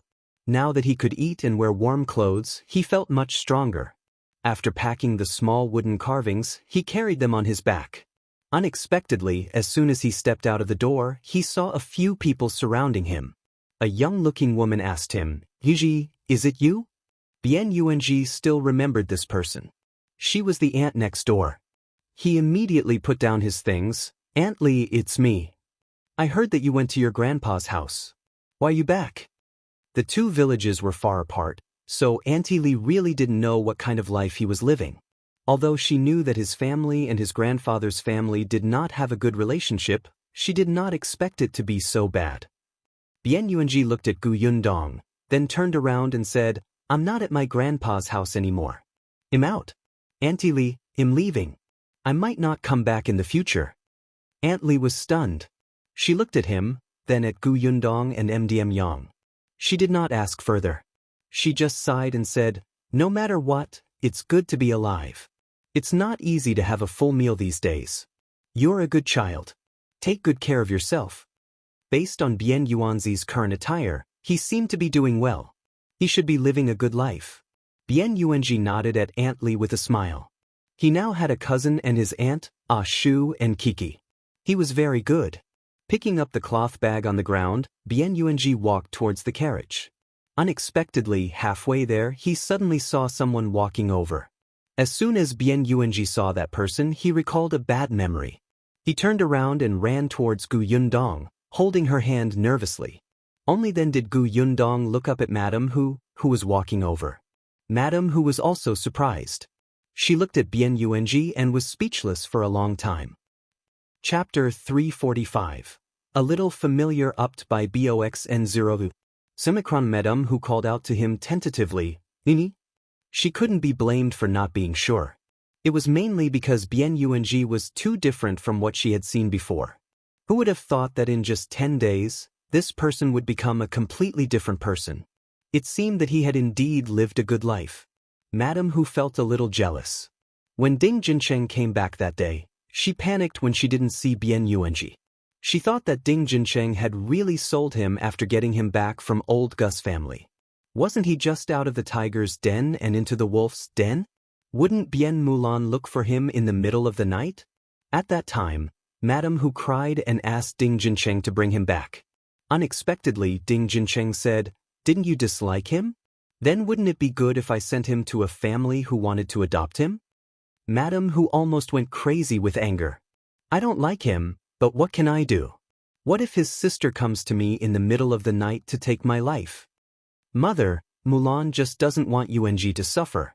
Think about it, did she only ask you to let us take him away from the old Gu family? Madame Hu actually didn't dare to recall the situation at that time. It was Father Ding who nodded and confirmed that Bien Mulan had indeed said that. However, Madame Hu was still afraid. Ding Jincheng advised her, that family is quite good and well off. Yuanji doesn't have to worry about food and clothing. It's much better than in our family. If Mulan finds out, not only will she not blame us, she will even thank us. Madame Hu was skeptical. Although it made sense, she still didn't dare to sleep that night. She waited all night with dark circles under her eyes and heaved a sigh of relief when she didn't see Bien Mulan and the black and white ghosts again. She fell onto the bed and slept for an entire day and night. When she woke up the next day, she heard that something had happened to old Gus' family and that it was haunted. Jia Meizi had also been hit on the head and fell into the water, just like Madame Yang back then. At that time, she felt that Bien Mulan was taking revenge on old Gus' family and was secretly happy. She secretly thought that the woman deserved it and started to laugh at her. However, something had been happening to old Gus' family. In just 10 days, they had actually reached the point of killing each other and breaking their limbs. Madame Hu was a little afraid. She felt that Mulan seemed to be a little ruthless and especially vengeful. She was afraid that after Mulan finished dealing with old Gus' family, she would remember what Madame Hu had done wrong and look for her again. Therefore, Madame Hu set up a memorial tablet for Bien Mulan at home and burned a lot of paper money. In the end, she still felt uneasy. She actually dreamed of Bien Mulan's family in the middle of the night. She shivered and came to the Bien family the next day.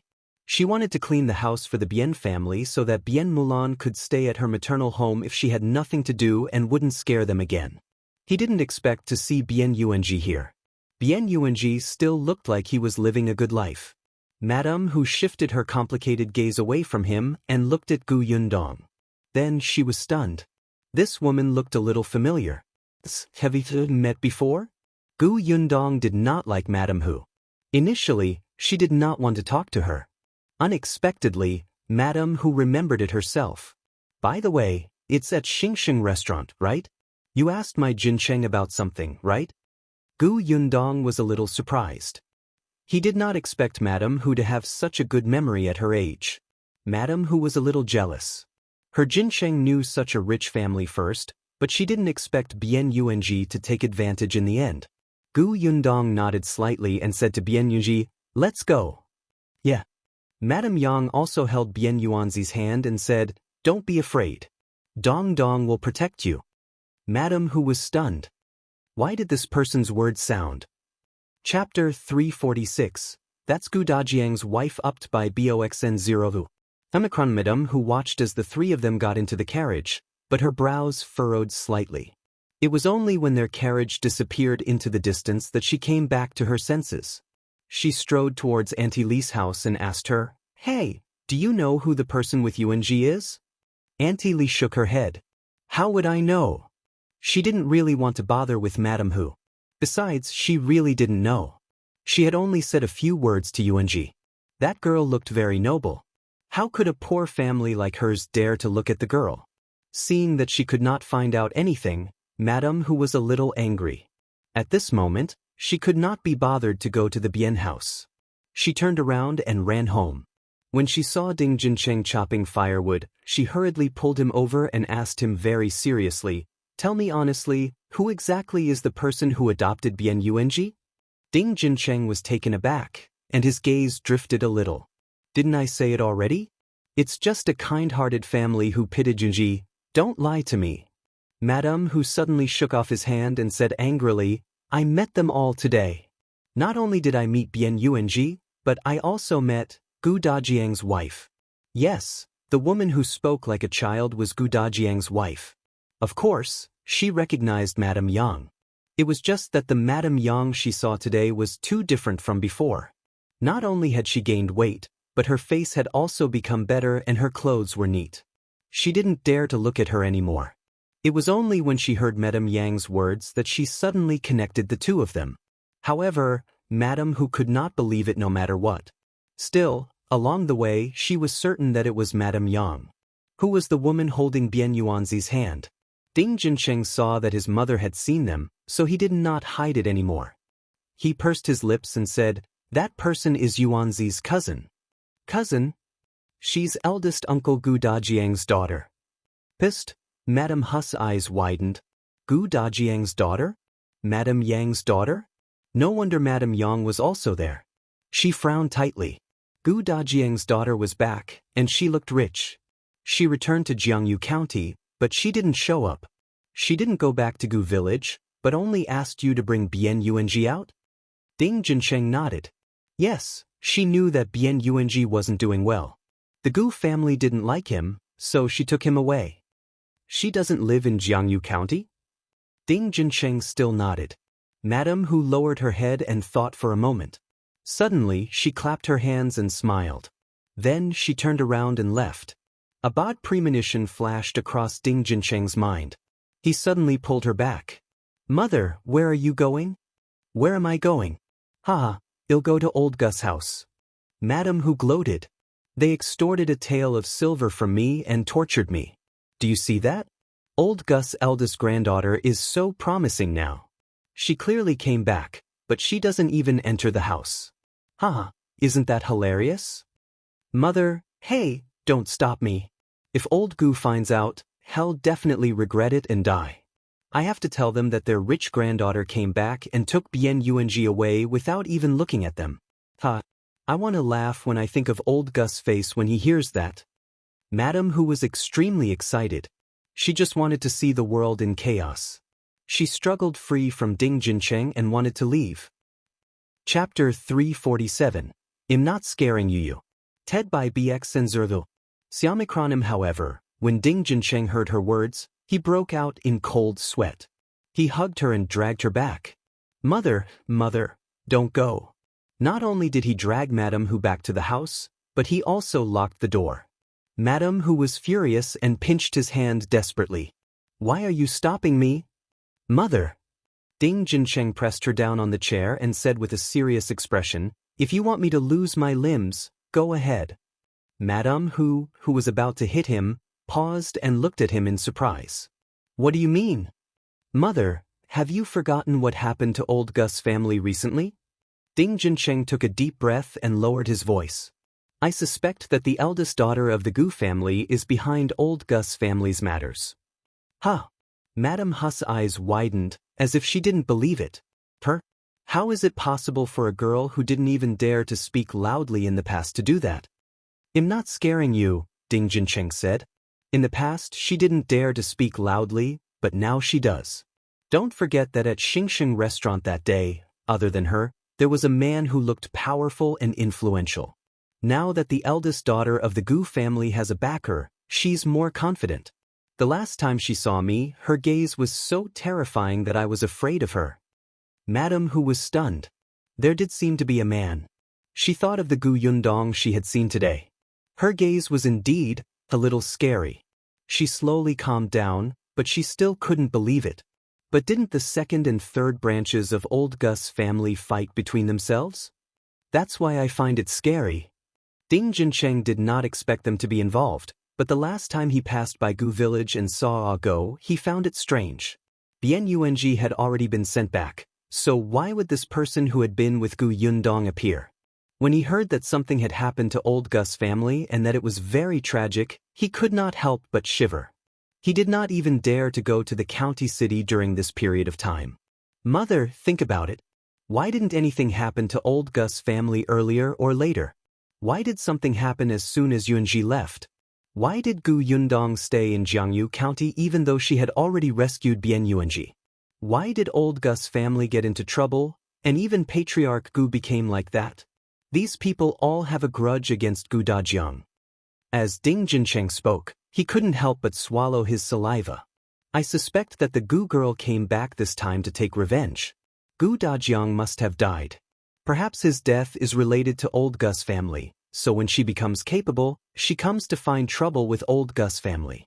The man she followed is obviously powerful. Mother, let's not get involved with them.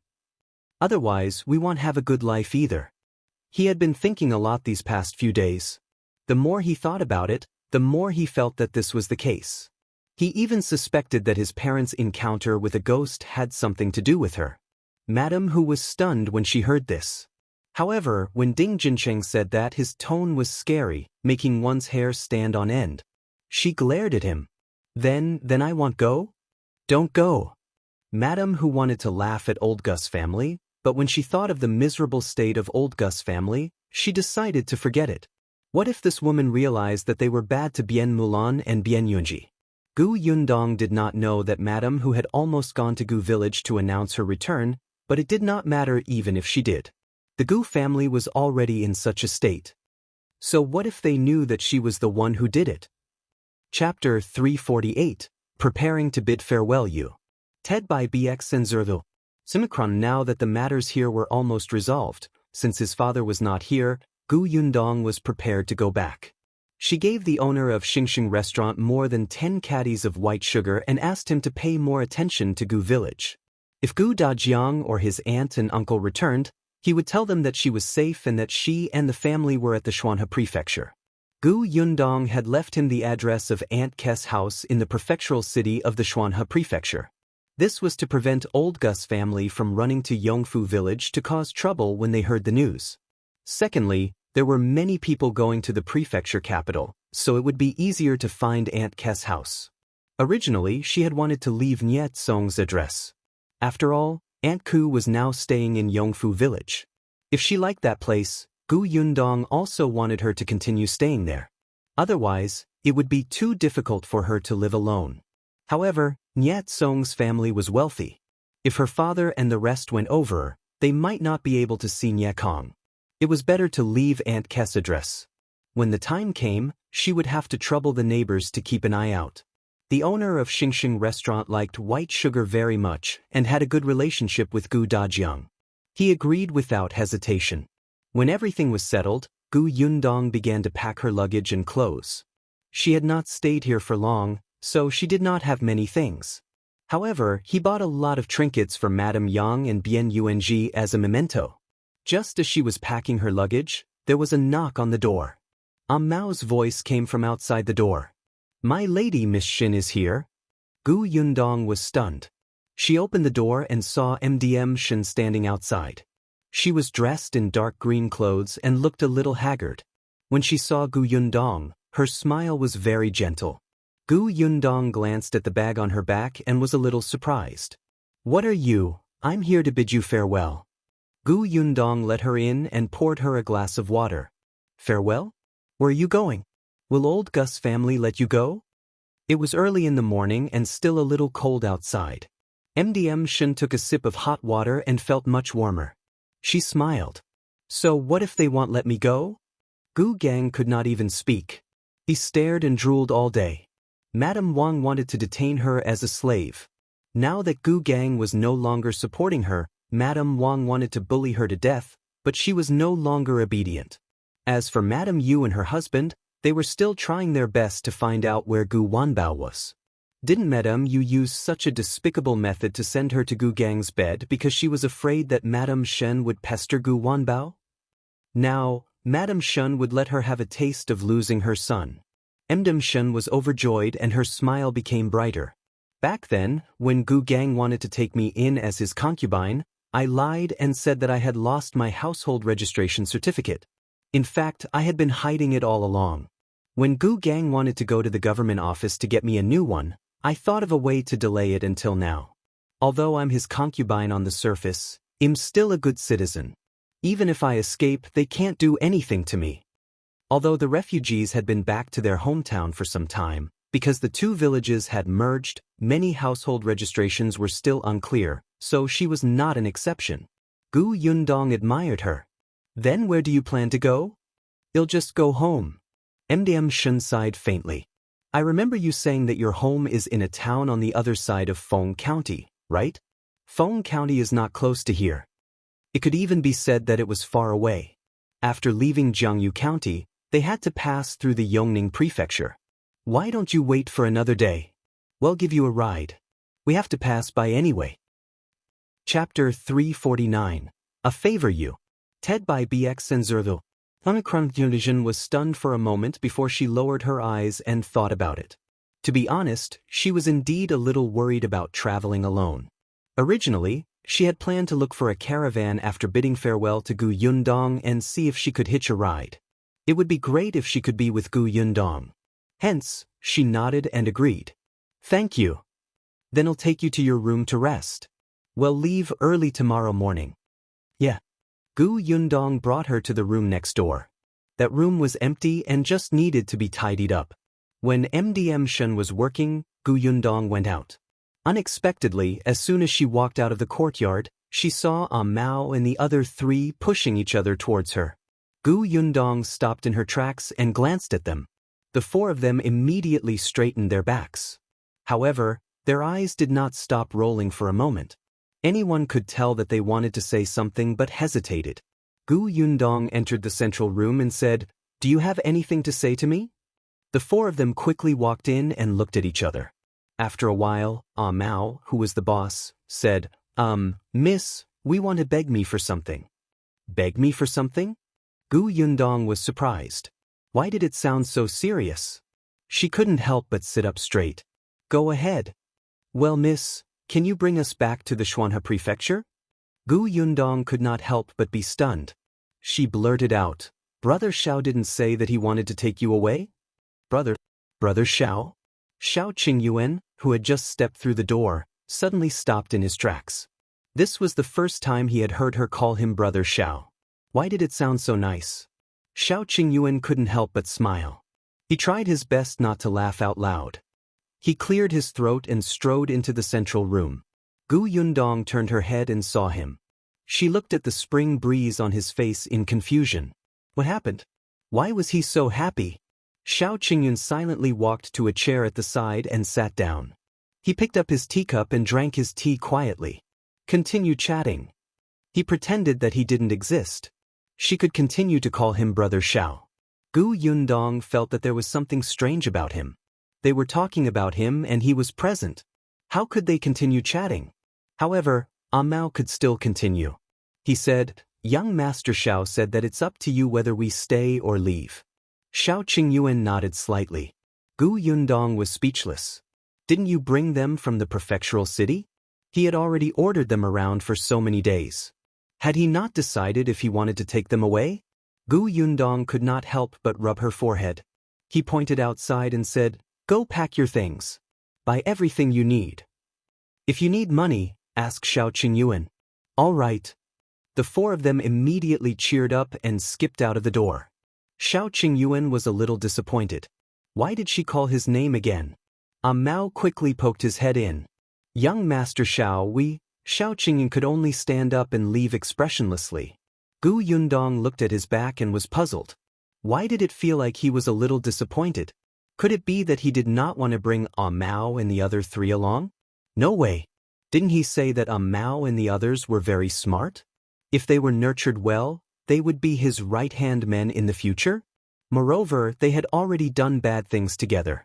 It was not good to leave them behind. Gu Yundong shook her head and returned to her room to continue packing. The next morning, the group loaded the items into 2 carriages, checked out of the inn, and set off for the city gate. Chapter 350, Follow-up of Gu Village U. Ted by BX and Zerdo. Xiaomicronim sitting in the carriage, Bien Yuanji looked very happy. He would be able to see Shu and the others soon. Although he had yet to find his parents, his cousin was right. As long as he lived well, he would definitely be able to see them. Shen was also sitting in the carriage. As she watched this place that had given her a painful experience get further and further away, her mood was unprecedentedly calm. Unfortunately, Gu Village was not peaceful at all. After Madame Wang found out that she had disappeared, she started to shout everywhere that she had eloped with someone and wanted to find her and drown her in the pond. It was a pity that Gu Gang was no longer the village chief. At most, he was only the patriarch of the Gu family in name. However, it was likely that he would not even be the patriarch soon. As the new chief of Gu Village, he did not react to Madame Wang's words at all. He even heard from the family living next door to Old Gus family that Madame Wang had tortured Madame Shen until she ran away, so he reprimanded Madame Wang fiercely. Only then did Madame Wang realize that her family really had no status in the village anymore. They were the kind that anyone could step on. She hated it to death, but who could she blame? In the end, no matter how she thought about it, it was all because of Gu Gang, who had to take a concubine despite being so old. Therefore, when she was taking care of Gu Gang, she became extremely impatient. Not only did she curse, but she also often starved him and kept him cold. Not long after, he became so thin that he was only skin and bones. He did not have any energy left. His son and daughter-in-law didn't care about him at all. They didn't even have enough time to look for Gu Wanbao, let alone care about such a useless person. However, Gu Gang's vitality was still very tenacious. He could not die, so he could only suffer. The Gu family, which was not far away from them, was not doing well either. The brothers had lost their arms or leg. Now, he could not do any work and had to lie in bed every day to be served. To the two of them, what was the difference between them and trash? In the beginning, the two of them would still scold each other. Later on, when they ran out of strength, they would lie on the bed in a daze. Their willpower was especially low. Occasionally, when their temper flared up, they would scold their children. After scolding their children, they would scold their wives. After scolding their wives, they would start scolding their parents. Not only had their families been tortured, but they had also destroyed many things. The old Gu family, who had spent almost all their money to treat their injuries, was now extremely poor. The children of old Gus family's two branches, who had been slacking off whenever they could, had no choice but to work now. The younger ones had to go to pick pig grass and firewood. Every day, they would come back and look at their swollen fingers with teary eyes. It was only then that they realized what kind of life Gu Yundong and her siblings had led in the past. There was regret and hatred. Why didn't Gu Yundong and her siblings come back? If they were here, they would be the ones doing the work. Jiameizi was so tired that she couldn't even straighten her back every day. In the past, she was the laziest and most greedy sister-in-law, but now, she couldn't sleep or eat her fill every day. In the day, she had to wash clothes, cook, and go to the fields. In the middle of the night, she had to take care of Gu De. Sometimes, when Gu Da's temper flared up, he would hit her. He blamed her for selling the third branch's child and implicating him, causing him to become a cripple. Jiameizi didn't dare to retort. She had gone back to her maternal family, but what did they say? Maisie, your reputation is ruined now. Everyone in our village knows that you wanted to harm your sister-in-law and even cut off your third uncle's leg. Now, it has already implicated your niece's marriage. If you're divorced, our Jia family will treat it as if we don't have a daughter like you. Chapter 351. The Gu family's granddaughter returned you. Ted by BX and Zerdo. Xiaomicronim Jiameizi could only continue to stay in old Gus' house. She was ordered around by Madame Zhao and scolded by Gu De. However, her children did not understand her and pushed all the blame to her. Madame Chang was still in a daze. She did not go out at all and rarely even left her room. Not only was she unable to take care of Gu Dao, she even needed her daughter to take care of her. Madame Zhao was furious and deliberately starved her a few times. Madame Chang was so hungry that she couldn't take it anymore and came out, but she directly smashed the door of the main house to find food and almost fought with Madame Zhao. Madame Zhao almost fainted. She was also busy. Madame Chang could not take care of Gu Dao, so she could only do it herself. There were many things to do at home. She was already so old, but she still had to do it herself. It was the same for Gu Chuanzong. He did not have to go to the fields previously. Before escaping, he had 4 sons.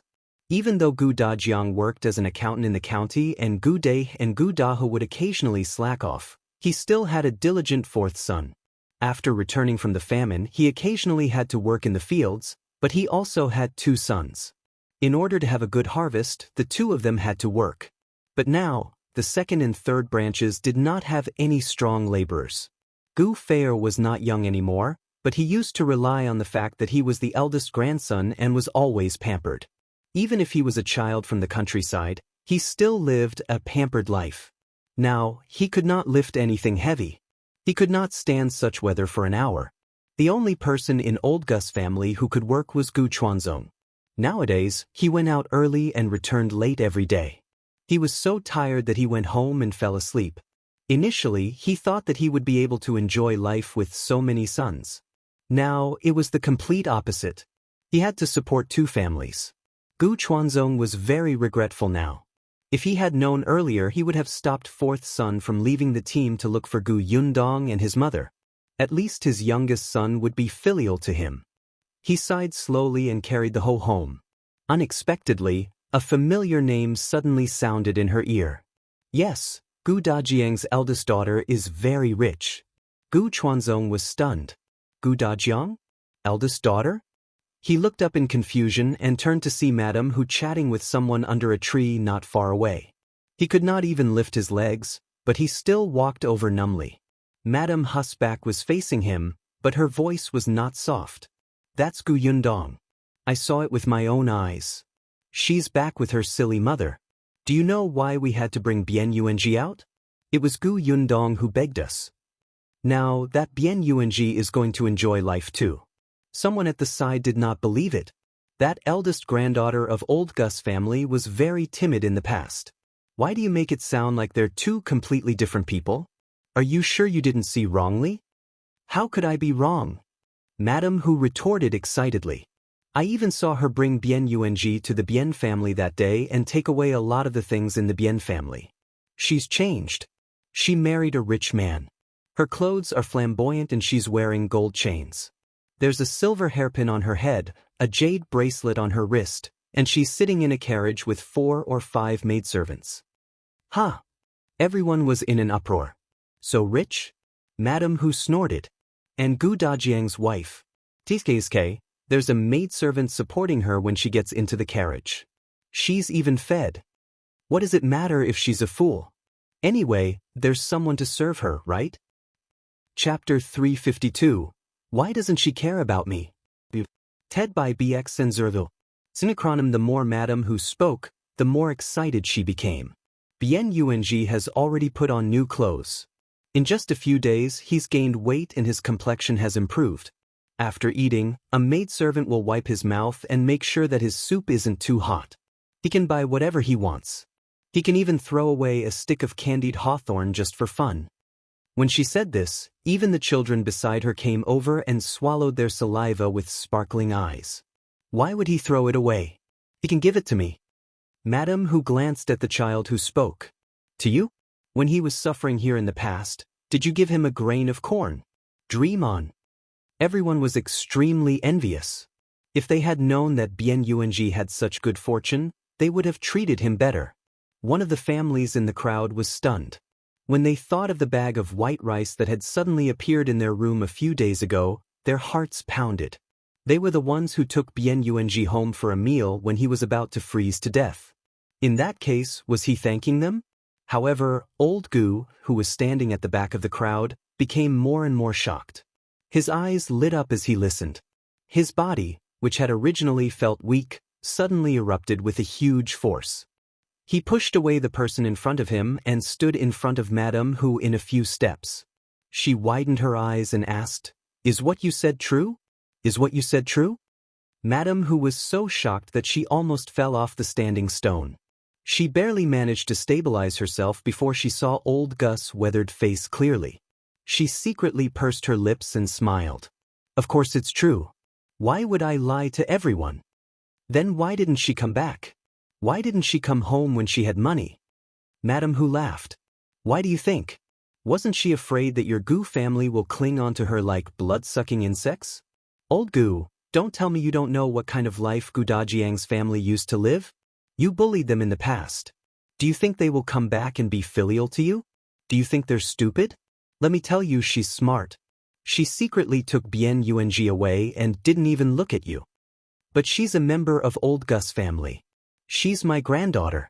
How can she leave us alone when she's rich? Old Gu was so angry that he was panting. The veins on the back of his hand were bulging, as if he could not accept this fact. The Gu family had already become like this. If Gu Yundong was really rich, why would he need to work so hard? His second and third sons could also go to a good medical center to treat their illnesses. They could also live in a big house with people serving them. Madame Hu sneered. You really dare to think about it. Your granddaughter is already married.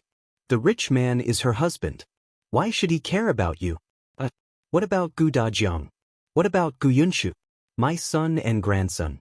It would be unfilial of them to ignore me. Madame Hu smiled even more happily. I only saw Gu Dajiang's wife. As for Gu Dajiang and Gu Yundong, I didn't see them. Don't tell me these two are gone? Think about it, if they were still alive, would Gu Yundong not bring them here? She even brought Madame Yang with her when she went out. I don't think there's anyone else in the family who can take care of her. When everyone heard this, they all thought that it made sense. Madame Yang was a fool. It would be so troublesome to bring her out. If Gu Dajiang was around, she would definitely leave her at home for him to take care of. If Gu Yundong was around, Gu Yundong might as well bring him along instead of a fool. The daughter must have been worried without Madame Yang's close relatives by her side.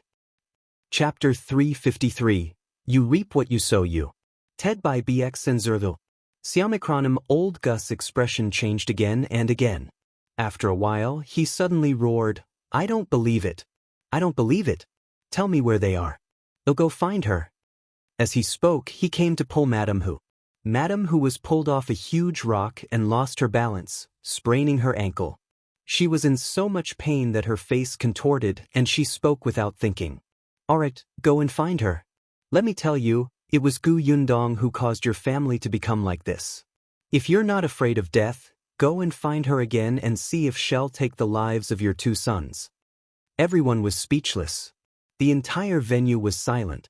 Everyone gasped and looked at Madame Hu, unable to say a word. After a while, someone couldn't help but gulp and ask, Who, what did you say just now? Madame Hu suddenly came back to her senses and cursed in her heart. Previously, she had really been persuaded by Ding Jincheng not to provoke Gu Yundong. However, when she heard that the ghost she had encountered that night might have been her doing, Madame Hu could no longer remain calm. She was so angry that she wanted to settle the score with Gu Yundong. However, when she thought of how miserable old Gus' family was, she was afraid. After delaying it for a few days, the more she thought about it, the angrier she became. The angrier she became, the more indignant she became. What should she do?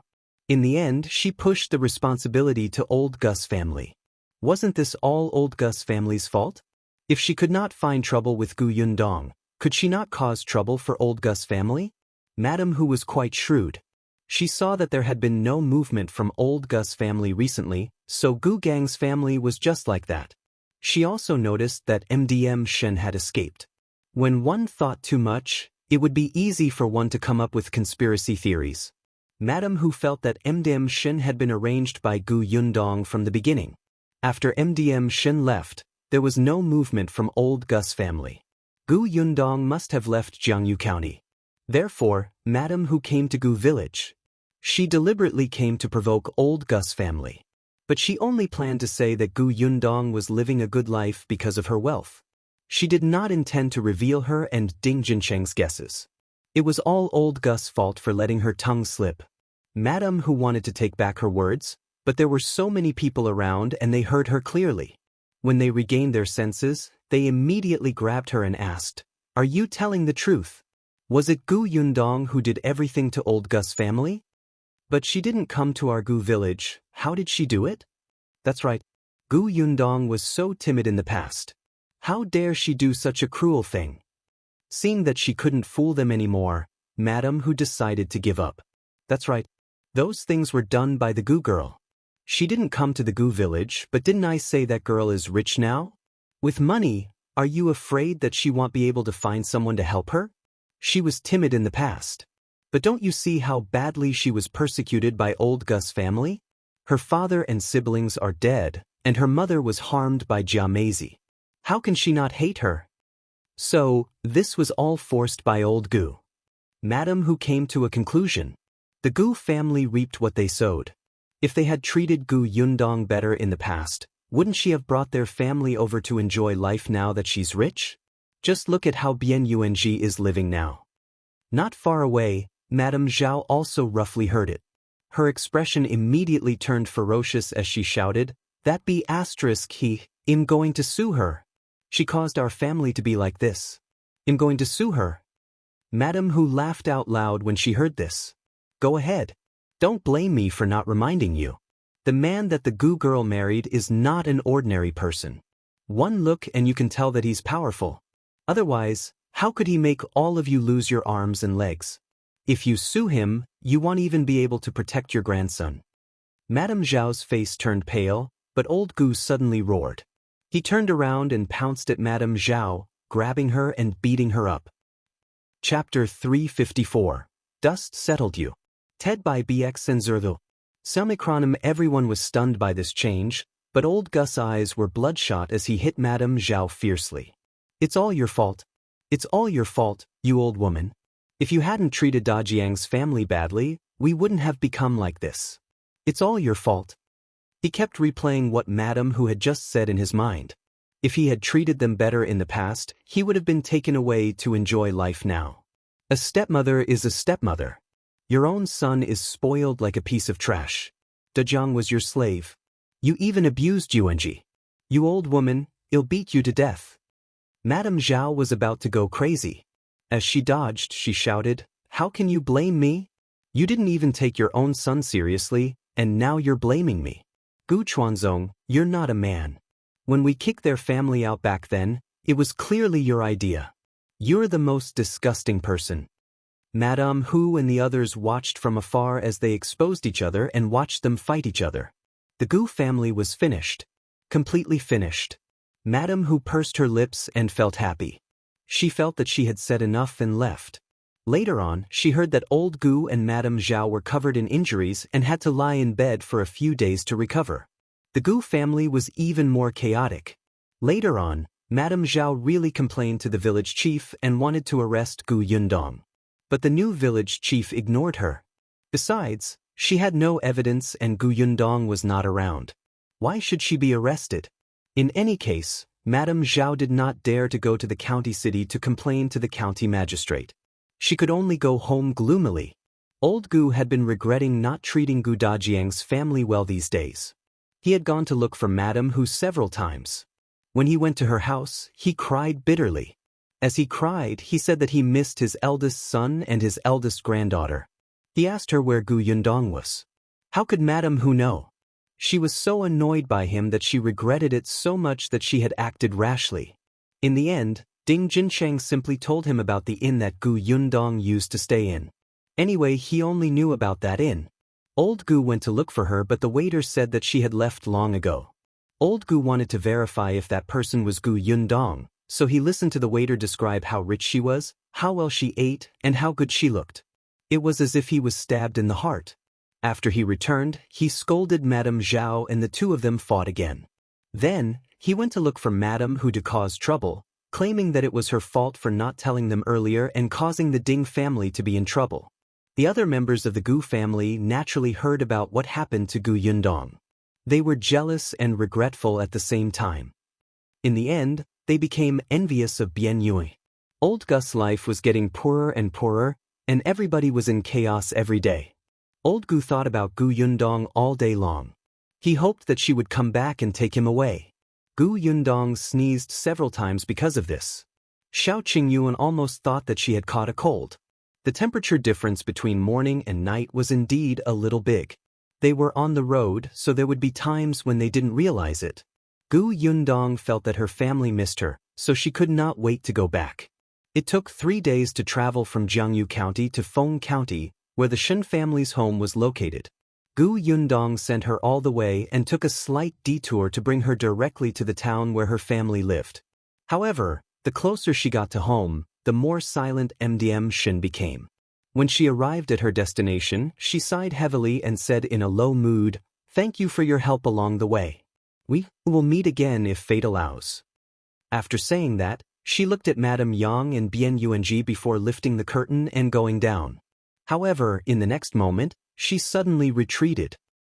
Chapter 355. Can you bring me along? Ted by BX and Zerdo. Samikronim. Gu Yundong was stunned.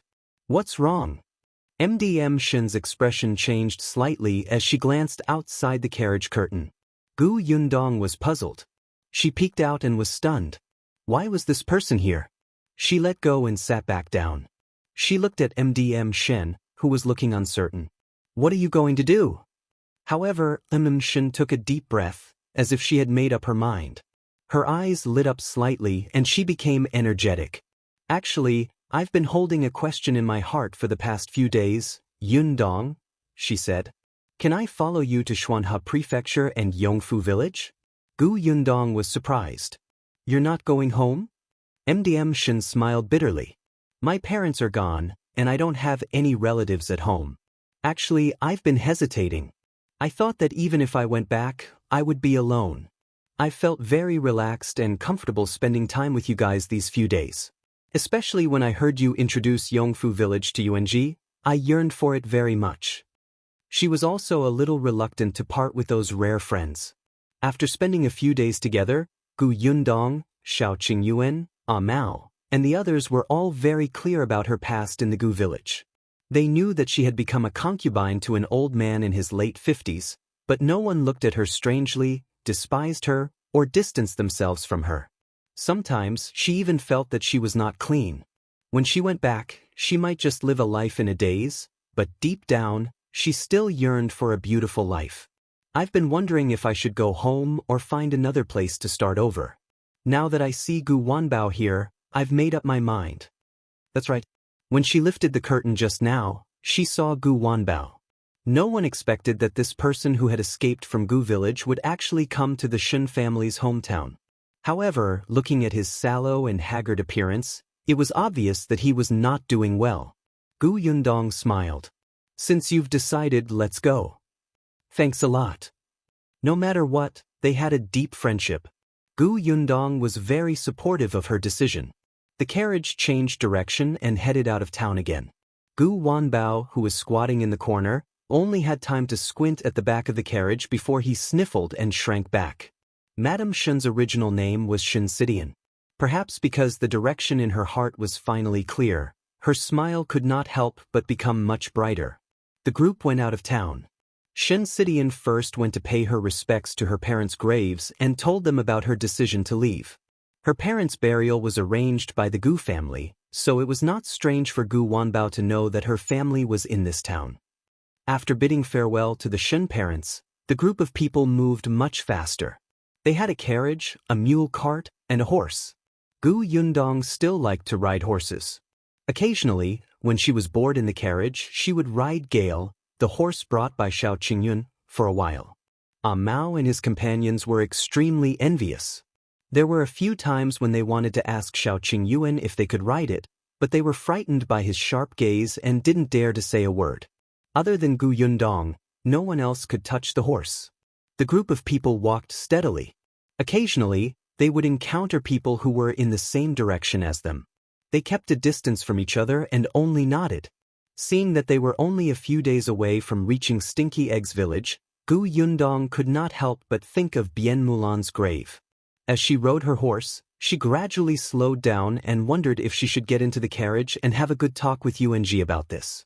At this moment, two carriages also came from the opposite side of the road.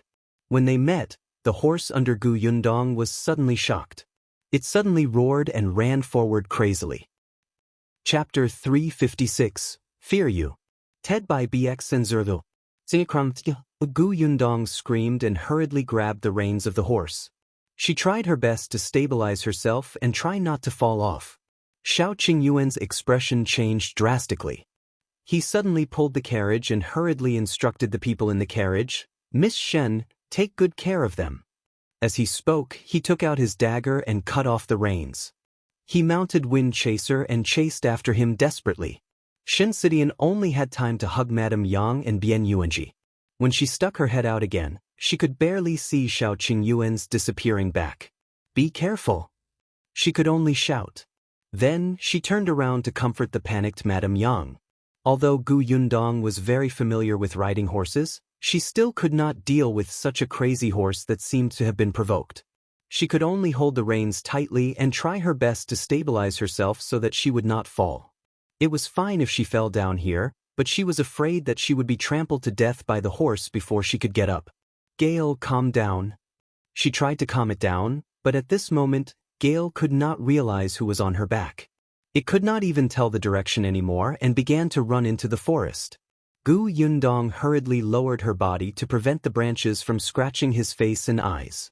However, she was anxious. The horse did not slow down at all. Yundong. A familiar voice came from behind. Gu Yundong knew that it was Xiao Qingyuan. She knew that this person would definitely not abandon her, but she could not turn around to look. Fortunately, Xiao Qingyuan rode Wind Chaser that was not agitated. Moreover, he had been with Gu Yundong for a long time and clearly realized that she was in danger. He quickly caught up with her. The path in the forest was not easy to take. After Gale was blocked by the trees twice, it finally slowed down a little. Wind Chaser took the opportunity to run forward, and the distance between the two horses slowly shortened. Xiao Qingyuan controlled Wind Chaser to block Gale and reached out to Gu Yundong. "Give me your hand. I'll pull you over." The horse was still running, but Gu Yundong was much more relaxed when she saw him. She held the reins with one hand and handed the other to Xiao Qingyuan. Taking advantage of the moment when the two horses approached, she suddenly exerted strength and pounced towards him. Xiao Qingyuan exerted strength and carried her over. Now that there was no one on the back of Gale, it quickly rushed forward again. Xiao Qingyuan could no longer care about it. He only hugged Gu Yundong tightly and calmed his wildly beating heart before slowly stopping. Gu Yundong was also panting heavily. She hugged his waist and gradually regained her senses. After a while, she retreated slightly. However, halfway through, the hand on her waist suddenly tightened, and she was pressed back down. Her ears were filled with the sound of a certain someone's heartbeat.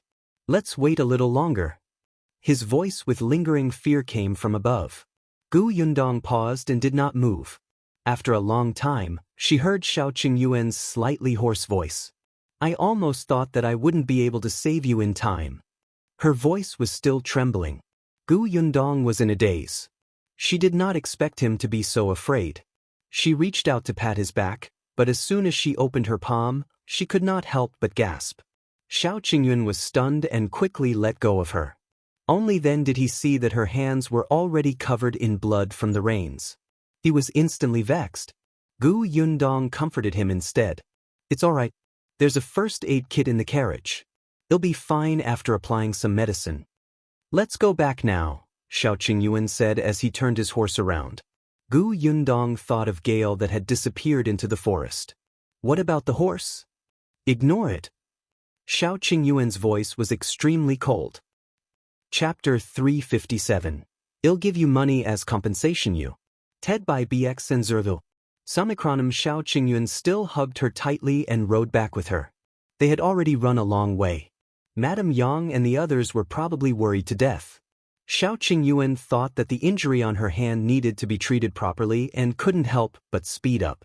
However, when they saw where the carriage was parked from afar, their faces could not help but darken. Mao and the others were either holding their stomachs or hands and feet as they fell to the ground, groaning in pain.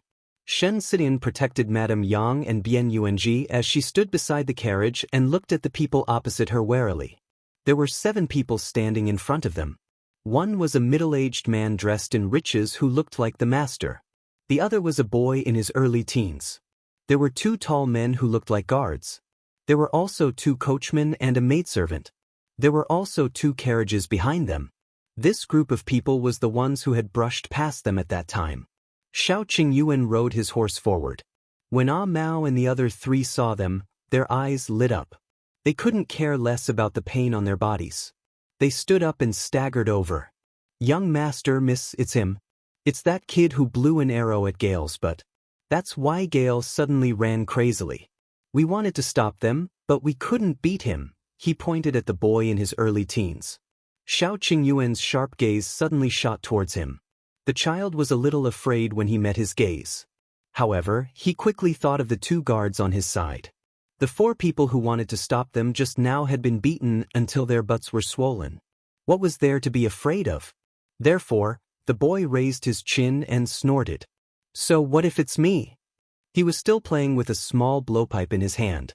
"I just wanted to see if that horse is a good horse. I heard that even if a smart horse has a knife cut into its body, It will consider the owner on its back and endure the pain. It seems that your horse can't do it. Before he could finish speaking, his head was hit hard. He looked up and glared at the middle-aged man. "Father, why did you hit me?" The man didn't look at him. He only cupped his hands at Xiao Qingyuan and said with a smile, "I'm really sorry. I didn't teach my son well." This girl was frightened. Fortunately, she's safe and sound. "Hey, race 20 taels of silver. Take it as a compensation for you." He took out a banknote and handed it over. Xiao Qingyuan did not even look at it.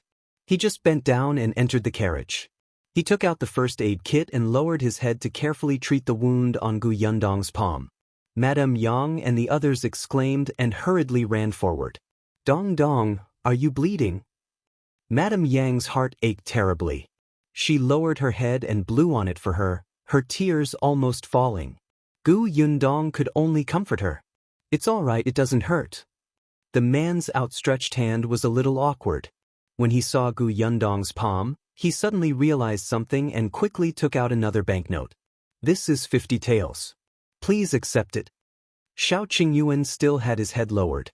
He had already wrapped her hand with gauze layer by layer. The corners of Gu Yundong's mouth twitched. Wasn't it a little too thick? Seeing that the strangers had ignored them again and again, the child finally couldn't help but say, "Hey, my father is talking to you. Do you hear him?" Seeing that the hand was treated, Xiao Qingyuan let go and walked towards the child. One of the guards instinctively sensed danger and reached out to stand in front of the child. The child was a little unwilling to be protected, which made it seem as if he was afraid of them. Chapter 358, So Handsome That I Want to Scream You. Ted by BX and Zerdo. Semicron he pushed the guard away and raised his chin high. He looked at Xiao Qingyuan with disdain. "But, do you want to hit me? Our Ahai and Ah Feng are experts. Look at your 4 servants. They wanted to attack just now, but they were beaten until they cried for their parents. It's extremely embarrassing." Ah Mao and the other 3 trembled in anger, but what he said was the truth. Even if they were tied up together, they would not be able to defeat the 2 guards. Xiao Qingyuan looked down at the child and suddenly grabbed his wrist, dragging him to the side. The child was shocked and screamed. The expression of the guard standing beside him, Ahai, changed drastically. He raised his hand and was about to hit Xiao Qingyuan. With a swoosh, an arrow suddenly shot over. Ahai subconsciously dodged to the side, but the arrow brushed past his shoulder, leaving a trail of blood. Finally, it nailed heavily to the ground. Ahai looked up in shock and saw that Gu Yundong, whom they had ignored earlier, was sitting on the shaft of the carriage. She was holding an exquisite crossbow in her hand and was squinting in his direction. However, Gu Yundong shook her hand slightly. It was all Xiao Qingyuan's fault for wrapping her hand like a dumpling. Her agility was greatly reduced and she almost missed. She looked at Ahai and smiled. "Don't move." Ahai only paused for a moment, but Xiao Qingyuan threw the child and his hand onto the horse beside him and whipped the horse's butt. The horse neighed and ran forward in pain. "Help, father, help me." The middle-aged man was stunned by this sudden change. He suddenly came back to his senses. "Aren't you going to save young master?" Ah Feng, who was standing beside him, hurriedly jumped onto the other horse and chased after him as fast as lightning. Ah Mao and the others looked at Xiao Qingyuan and Gu Yundong with starry eyes. They were so handsome and tacit. Their followers wanted to scream. The middle-aged man was furious. He pointed at Xiao Qingyuan with a trembling finger.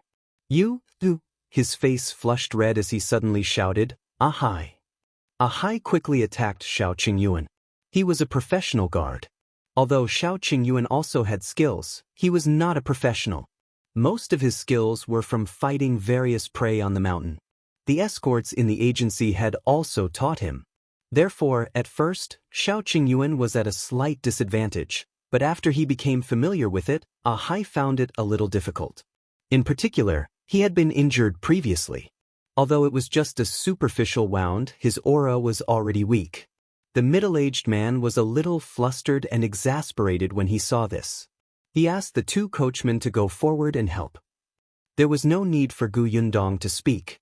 Ah Mao and the rest, who were slowly recovering, rushed forward and started punching and kicking the two coachmen. If they could not defeat the guards, couldn't the four of them deal with two coachmen? They had also been in the gangs and fought for territory. Who didn't know how to fight? On the other hand, the only maidservant present was smart.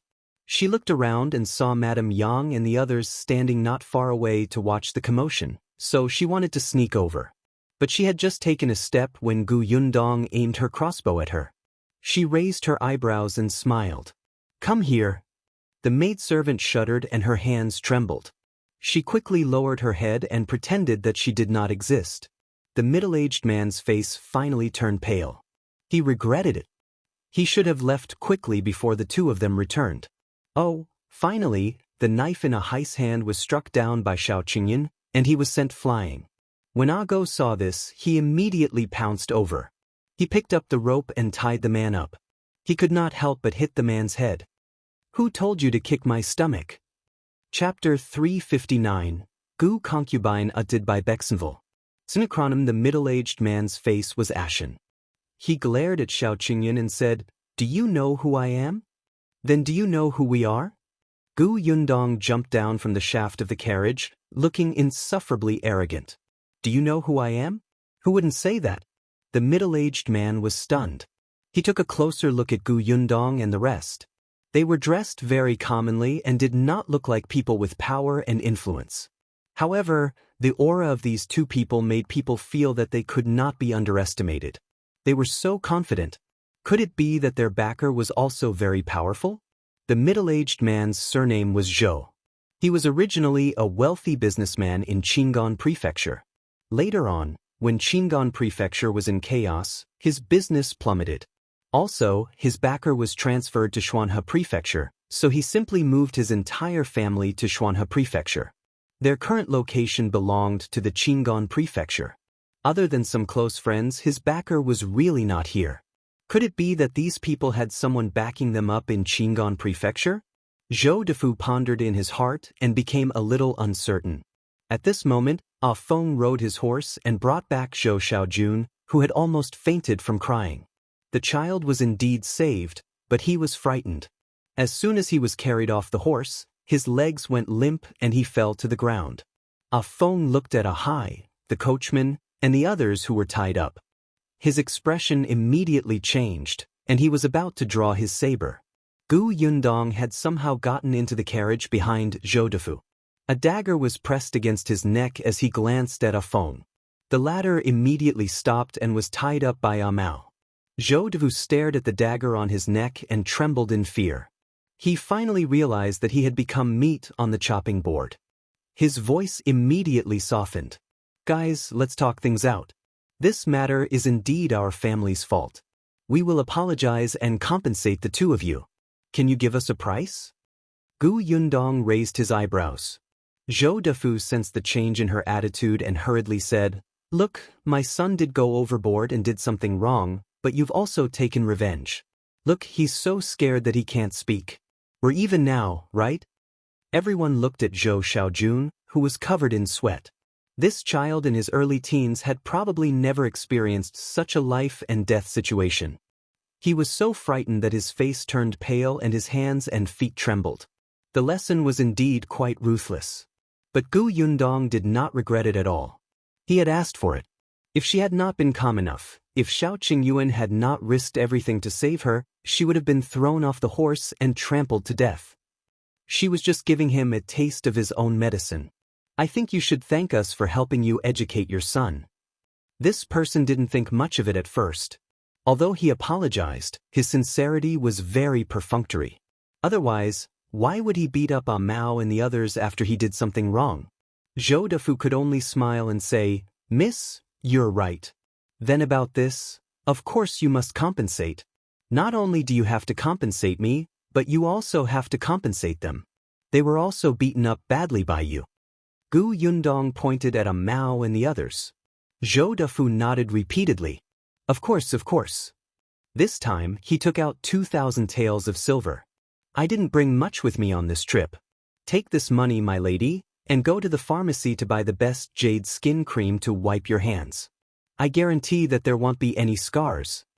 Gu Yundong took the silver and moved the dagger away. I'll accept my compensation.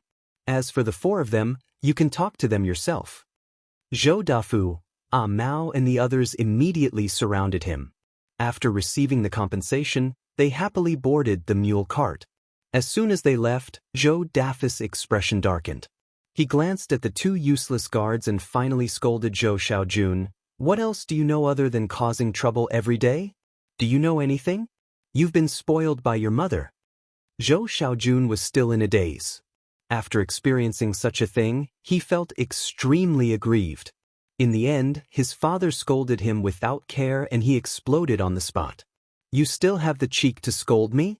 If you hadn't taken that old woman surnamed Gu as your concubine, would mother have been so angry that she went back to her parents' house? If mother hadn't gone back to her parents' house, we wouldn't have had to come and pick her up, and we wouldn't have met those fiends. All of this is your fault. Chapter 360, Going to Your Place to Propose Did by Bexenville. Sinakram tu, Zhou Xiaojun sneered. I don't know what you like about that Gu woman.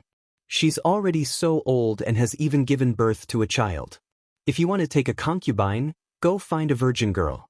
Why would you treat an old woman like a treasure? Zhou Dafu glared at him. What do you know? Your Aunt Gu had a hard time in the past. It's rare for her to enjoy life, so why can't you stop going against her? Your mother is so jealous. She's not virtuous at all. Why don't you say that you're a pig? Zhou Xiaojun wiped his face fiercely and climbed into the carriage himself. However, his hands and feet were still weak.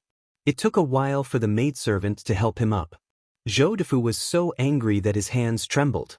Who would say that about their father? This child was simply an unfilial son. He had lost so much money and was very unhappy, and he could not control his son. He hated his wife even more because she had spoiled their son. Gu Yundong and the rest had already walked far away. In the end, Xiao Qingyuan rode Wind Chaser into the forest to bring out Gale that had calmed down. Sure enough, there was a small arrow stuck in Gale's back. When Go saw this, he quickly volunteered, I'll do it. My father used to be a veterinarian. Everyone was speechless. Your father was actually a veterinarian? Mao was even more surprised. Your father was a veterinarian, but you don't know how to ride a mule cart? It took them a long time to get used to it. Go was dumbfounded. Why does the vet's son have to know how to ride a mule cart? Isn't that the job of a driver? You make a lot of sense. Gu Yundong only pulled out the arrow from Gale's body and applied medicine to the wound when they arrived at a nearby village. After this incident, Gu Yundong remained in the carriage. Coincidentally, Madame Yang was also worried and did not allow her to go out. Gu Yundong looked at her hands that were wrapped up like dumplings and felt very helpless. At night, they stayed at an inn in town. After settling down, Gu Yundong finally had the time to ask Mao and the others, how much money did you get? The 4 of them looked at each other and chuckled. Each of them took out a banknote worth 100 taels of silver. They were so excited that their bodies were trembling. 100 taels. Is that all you've got? You only asked for 100 taels? Isn't 100 taels a lot? Gu Yundong was stunned. 100 taels of silver.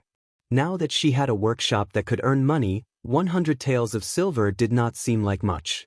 But when she first came to this world, she even had to calculate every 1 tael of silver carefully. 100 taels of silver was enough to build her green brick-tiled house. In Yongfu village, there were probably not 5 families who had 100 taels of silver. Sure enough, it was easy to go from frugal to extravagant, but difficult to go from extravagant to frugal. Gu Yundong smiled and nodded. It's quite a lot. Since you have the money, you have to think about how to use it. You can't gamble or go to brothels. Definitely. The 4 of them happily took the banknotes and left. Gu Yundong did not care anymore. When only she and Xiao Qingyuan were left in the room, she asked, what do you plan to do with the 4 of them? When I go back, I'll find a master who practices martial arts and let them learn their skills. After today's incident, Xiao Qingyuan had been thinking about this problem. Mao and the others were young and smart. It was not too late for them to practice martial arts. Gu Yundong nodded. All right, as long as you've thought it through. She yawned and was about to return to her room to rest. Unexpectedly, just as she was about to open the door, she heard Xiao Qingyuan's voice behind her. After returning to Yongfu village, you'll find someone to propose marriage at your house. Chapter 361. Be more reserved. Uttered by Bexenville. Siamacronym Gu Yundong? Gu Yundong. She whipped her head around and looked at him in shock, wondering if Shed heard him correctly. What did you just say? Could it be that she was too sleepy and was hallucinating? Xiao Qingyun repeated, after we go back, you'll find someone to propose marriage. What do you think of Anseng? Our families are familiar with her and we live next to each other. If there's anything we don't know, Shell remind us. Gu Yundong was sure that she did not hear wrongly this time, but she still looked stunned. After a long pause, she slowly turned around and sat opposite him. Gu Yundong's throat was a little dry. She picked up the cup and wanted to drink some water. Only then did she realize that Xiao Qingyuan seemed to have finished the water in the cup. She looked up into his twinkling eyes and realized that he was even more nervous than she was. Seriously, silence. Silence. The two of them just sat there without saying anything. They didn't know what to say. Gu Yundong's mind was still a little blank. She could not understand why he suddenly proposed. This was a proposal, right? No, he didn't even ask for anything. He made the decision directly. At the thought of this, Gu Yundong's mind instantly cleared up. She widened her eyes and glared at the man opposite her. Why are you suddenly going to my house to propose marriage? It's not really sudden. Didn't we hug this morning? It was quite long. Xiao Qingyuan lowered his head, but the tips of his ears turned inexplicably red. Gu Yundong was speechless. They hugged? You're going to my house to propose marriage because you've hugged me and you're taking responsibility for me? Xiao Qingyuan knew that she had misunderstood. He immediately looked up and shook his head with a serious expression. Of course not. I originally wanted to wait until you reached adulthood, but since you've already hugged me, I can only bring it forward. He said it as if he had no choice, but the corners of his lips kept curling up. Gu Yundong could not help but raise her leg and kick him. What do you mean you'll go when I'm of marriageable age? Did I agree? You can go just like that? Unexpectedly, Xiao Qingyuan did not guard against this kick and fell back. Gu Yundong subconsciously reached out to pull him. The next moment, both of them fell to the ground. Xiao Qingyuan was fast. When he fell, he turned his body slightly so that Gu Yundong would fall on him and not get hurt at all. Then, he looked up and asked uncertainly, "You don't agree?" There was actually a trace of grievance in his words. Gu Yundong was so angry that she laughed. How can you propose marriage without confirming the relationship first? Then, shall we confirm it now? Do you think you can confirm it just because you say so? Gu Yundong struggled to stand up and tugged at her clothes. Her heart softened when she saw that he was still lying on the ground with his eyes wide open in despair. Actually, although the two of them did not say it explicitly, they had a tacit understanding. Gu Yundong was not a hesitant person. Since both parties wanted to be together, there was nothing wrong with being together. But, was this how a man went to a woman's house to propose marriage? She felt that something was amiss. Gu Yundong had never had a boyfriend in her 2 lifetimes. In terms of relationships, she was actually very clumsy. However, she had at least read books and watched television. She had also read a lot of Chicken Soup for the Soul. The books had said that she could not let a man succeed too easily. Otherwise, he would think that she was easy to woo and would not cherish her. She had to be more reserved. Hence, she thought about it and coughed lightly. In the end, she said, I have to think about it. Chapter 362. I've seen this uttered by Bexenville. Semicronym Xiao Qingyuan sat up from the ground. All right, you can consider it first. Gu Yundong lowered her eyes and fell into deep thought. It looked like she was considering whether his character was good or not and whether he was worth entrusting her life to. Xiao Qingyuan was still a little nervous. After a while, he asked, Have you thought about it? It had been 15 minutes. Gu Yundong thought that she should be reserved enough. Hence, she nodded. I've thought about it. Then, when we get back, you'll ask Auntie Dong to go to your house to propose marriage? Okay. Gu Yundong nodded. Xiao Qingyuan's eyes lit up and his breathing quickened. Don't go back on your word. His expression was like a wolf's, as if he would pounce on Gu Yundong if she went back on her word.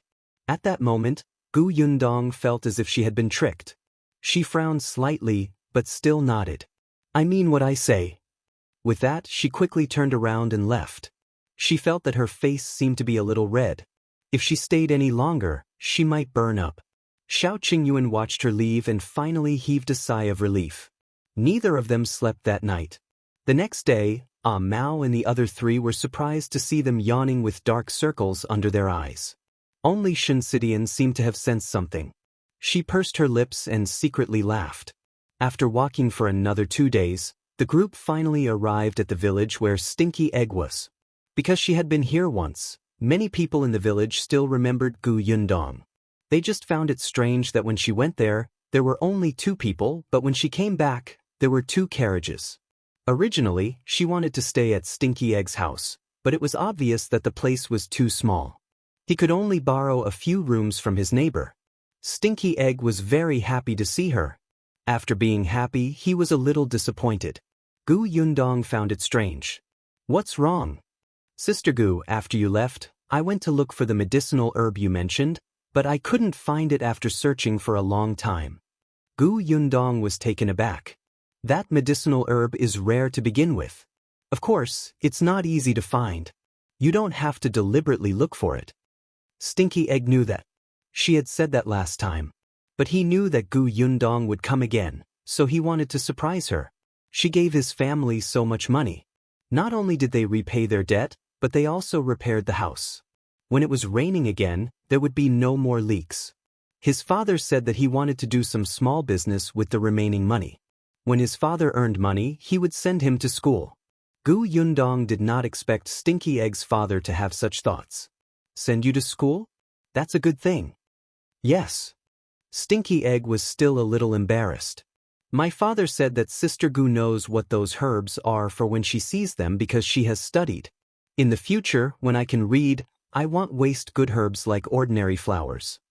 Stinky Egg was very happy to be able to study. He was very glad that he had met Sister Gu before and their family had improved. Actually, her parents had said that if Sister Gu had not said it explicitly at that time, as long as she cleverly said that she liked the flowers, she could take them away without spending a single cent. However, Sister Gu did not do that. She was a person with a conscience. Xiao Qingyuan asked, "What medicinal herb?" Gu Yundong did not hide it from him. She took out the medical book she had copied and flipped to one of the pages. "This is it. I got this book from Dr. Song. It's filled with herbs. If you see anything on it in the future, you have to be careful and pick it back for me." Xiao Qingyuan liked it when she instructed him so bluntly. It felt like the two of them were very close. He nodded as he flipped through the pages. I've seen this before. Chapter 363. The Gap Between People Utted by Bexenville. Xiaomicronim Gu Yundong's eyes widened. Was this for real? She quickly leaned over to take a look. You've really seen it before? Xiao Qingyuan nodded and turned another page. I've seen this too. He turned another 2 pages. I seem to have seen this too. Gu Yundong was speechless. Didn't Song Dajiang, this liar, say that these were precious and rare herbs? No, maybe he remembered wrongly? After all, there were many similar herbs. She asked in detail, "Are you sure? Is it possible that you saw it wrongly? Where did you see it?" The environment and habits are written on it. I should be right. I saw it in the mountains. If you want it, I'll pick it for you another day. Xiao Qingyuan could already recognize a lot of words now. He was a fast learner in this aspect. Deep in the mountains? That's right, the deep mountain behind Yongfu village stretched for thousands of miles, but most of the villagers in the surrounding villages were active at the foot of the mountain, picking some wild vegetables, mushrooms, and firewood. Even the hunters were mostly hunting in the periphery. There were very few people who entered the deep mountains. However, Xiao Qingyuan had been there more than once.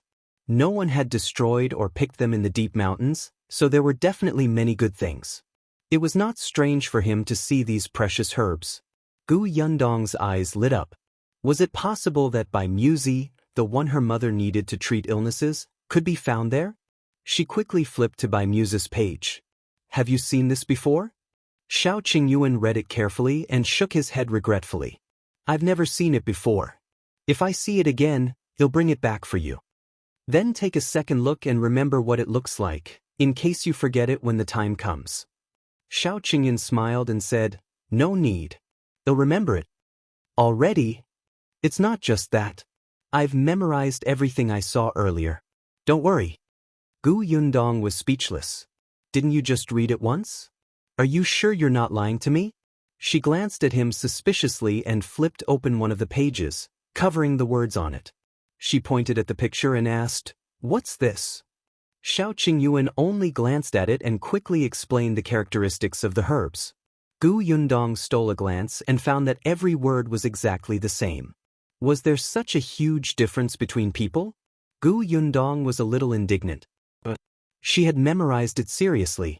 How could she forget it so easily? Xiao Qingyuan seemed to have seen that she had suffered a blow. He quickly said, actually, I've already forgotten about it. Hee. There was no sincerity in lying. She threw the book at him. Since you have such a good memory, take a good look at this book. In the future, when you encounter good medicinal herbs, don't miss a single one. Xiao Qingyuan quickly caught it and agreed without hesitation. Okay. Gu Yundong felt that he was too obedient and wondered if she had bullied him. After a pause, she added, it's best if you don't go deep into the mountains. It's too dangerous. It's just picking herbs, not fighting a tiger. It's still easy to get hurt. Then I'll tell you before I go. And get prepared first? Gu Yundong was slightly satisfied. She pursed her lips and left. The corners of Xiao Qingyuan's mouth curled up slightly. He covered his chest and felt soft. In the corner, Stinky Egg, who had been completely ignored, finally said weakly, why did Sister Gu leave? Before he could finish speaking, Xiao Qingyuan glanced at him and turned to leave.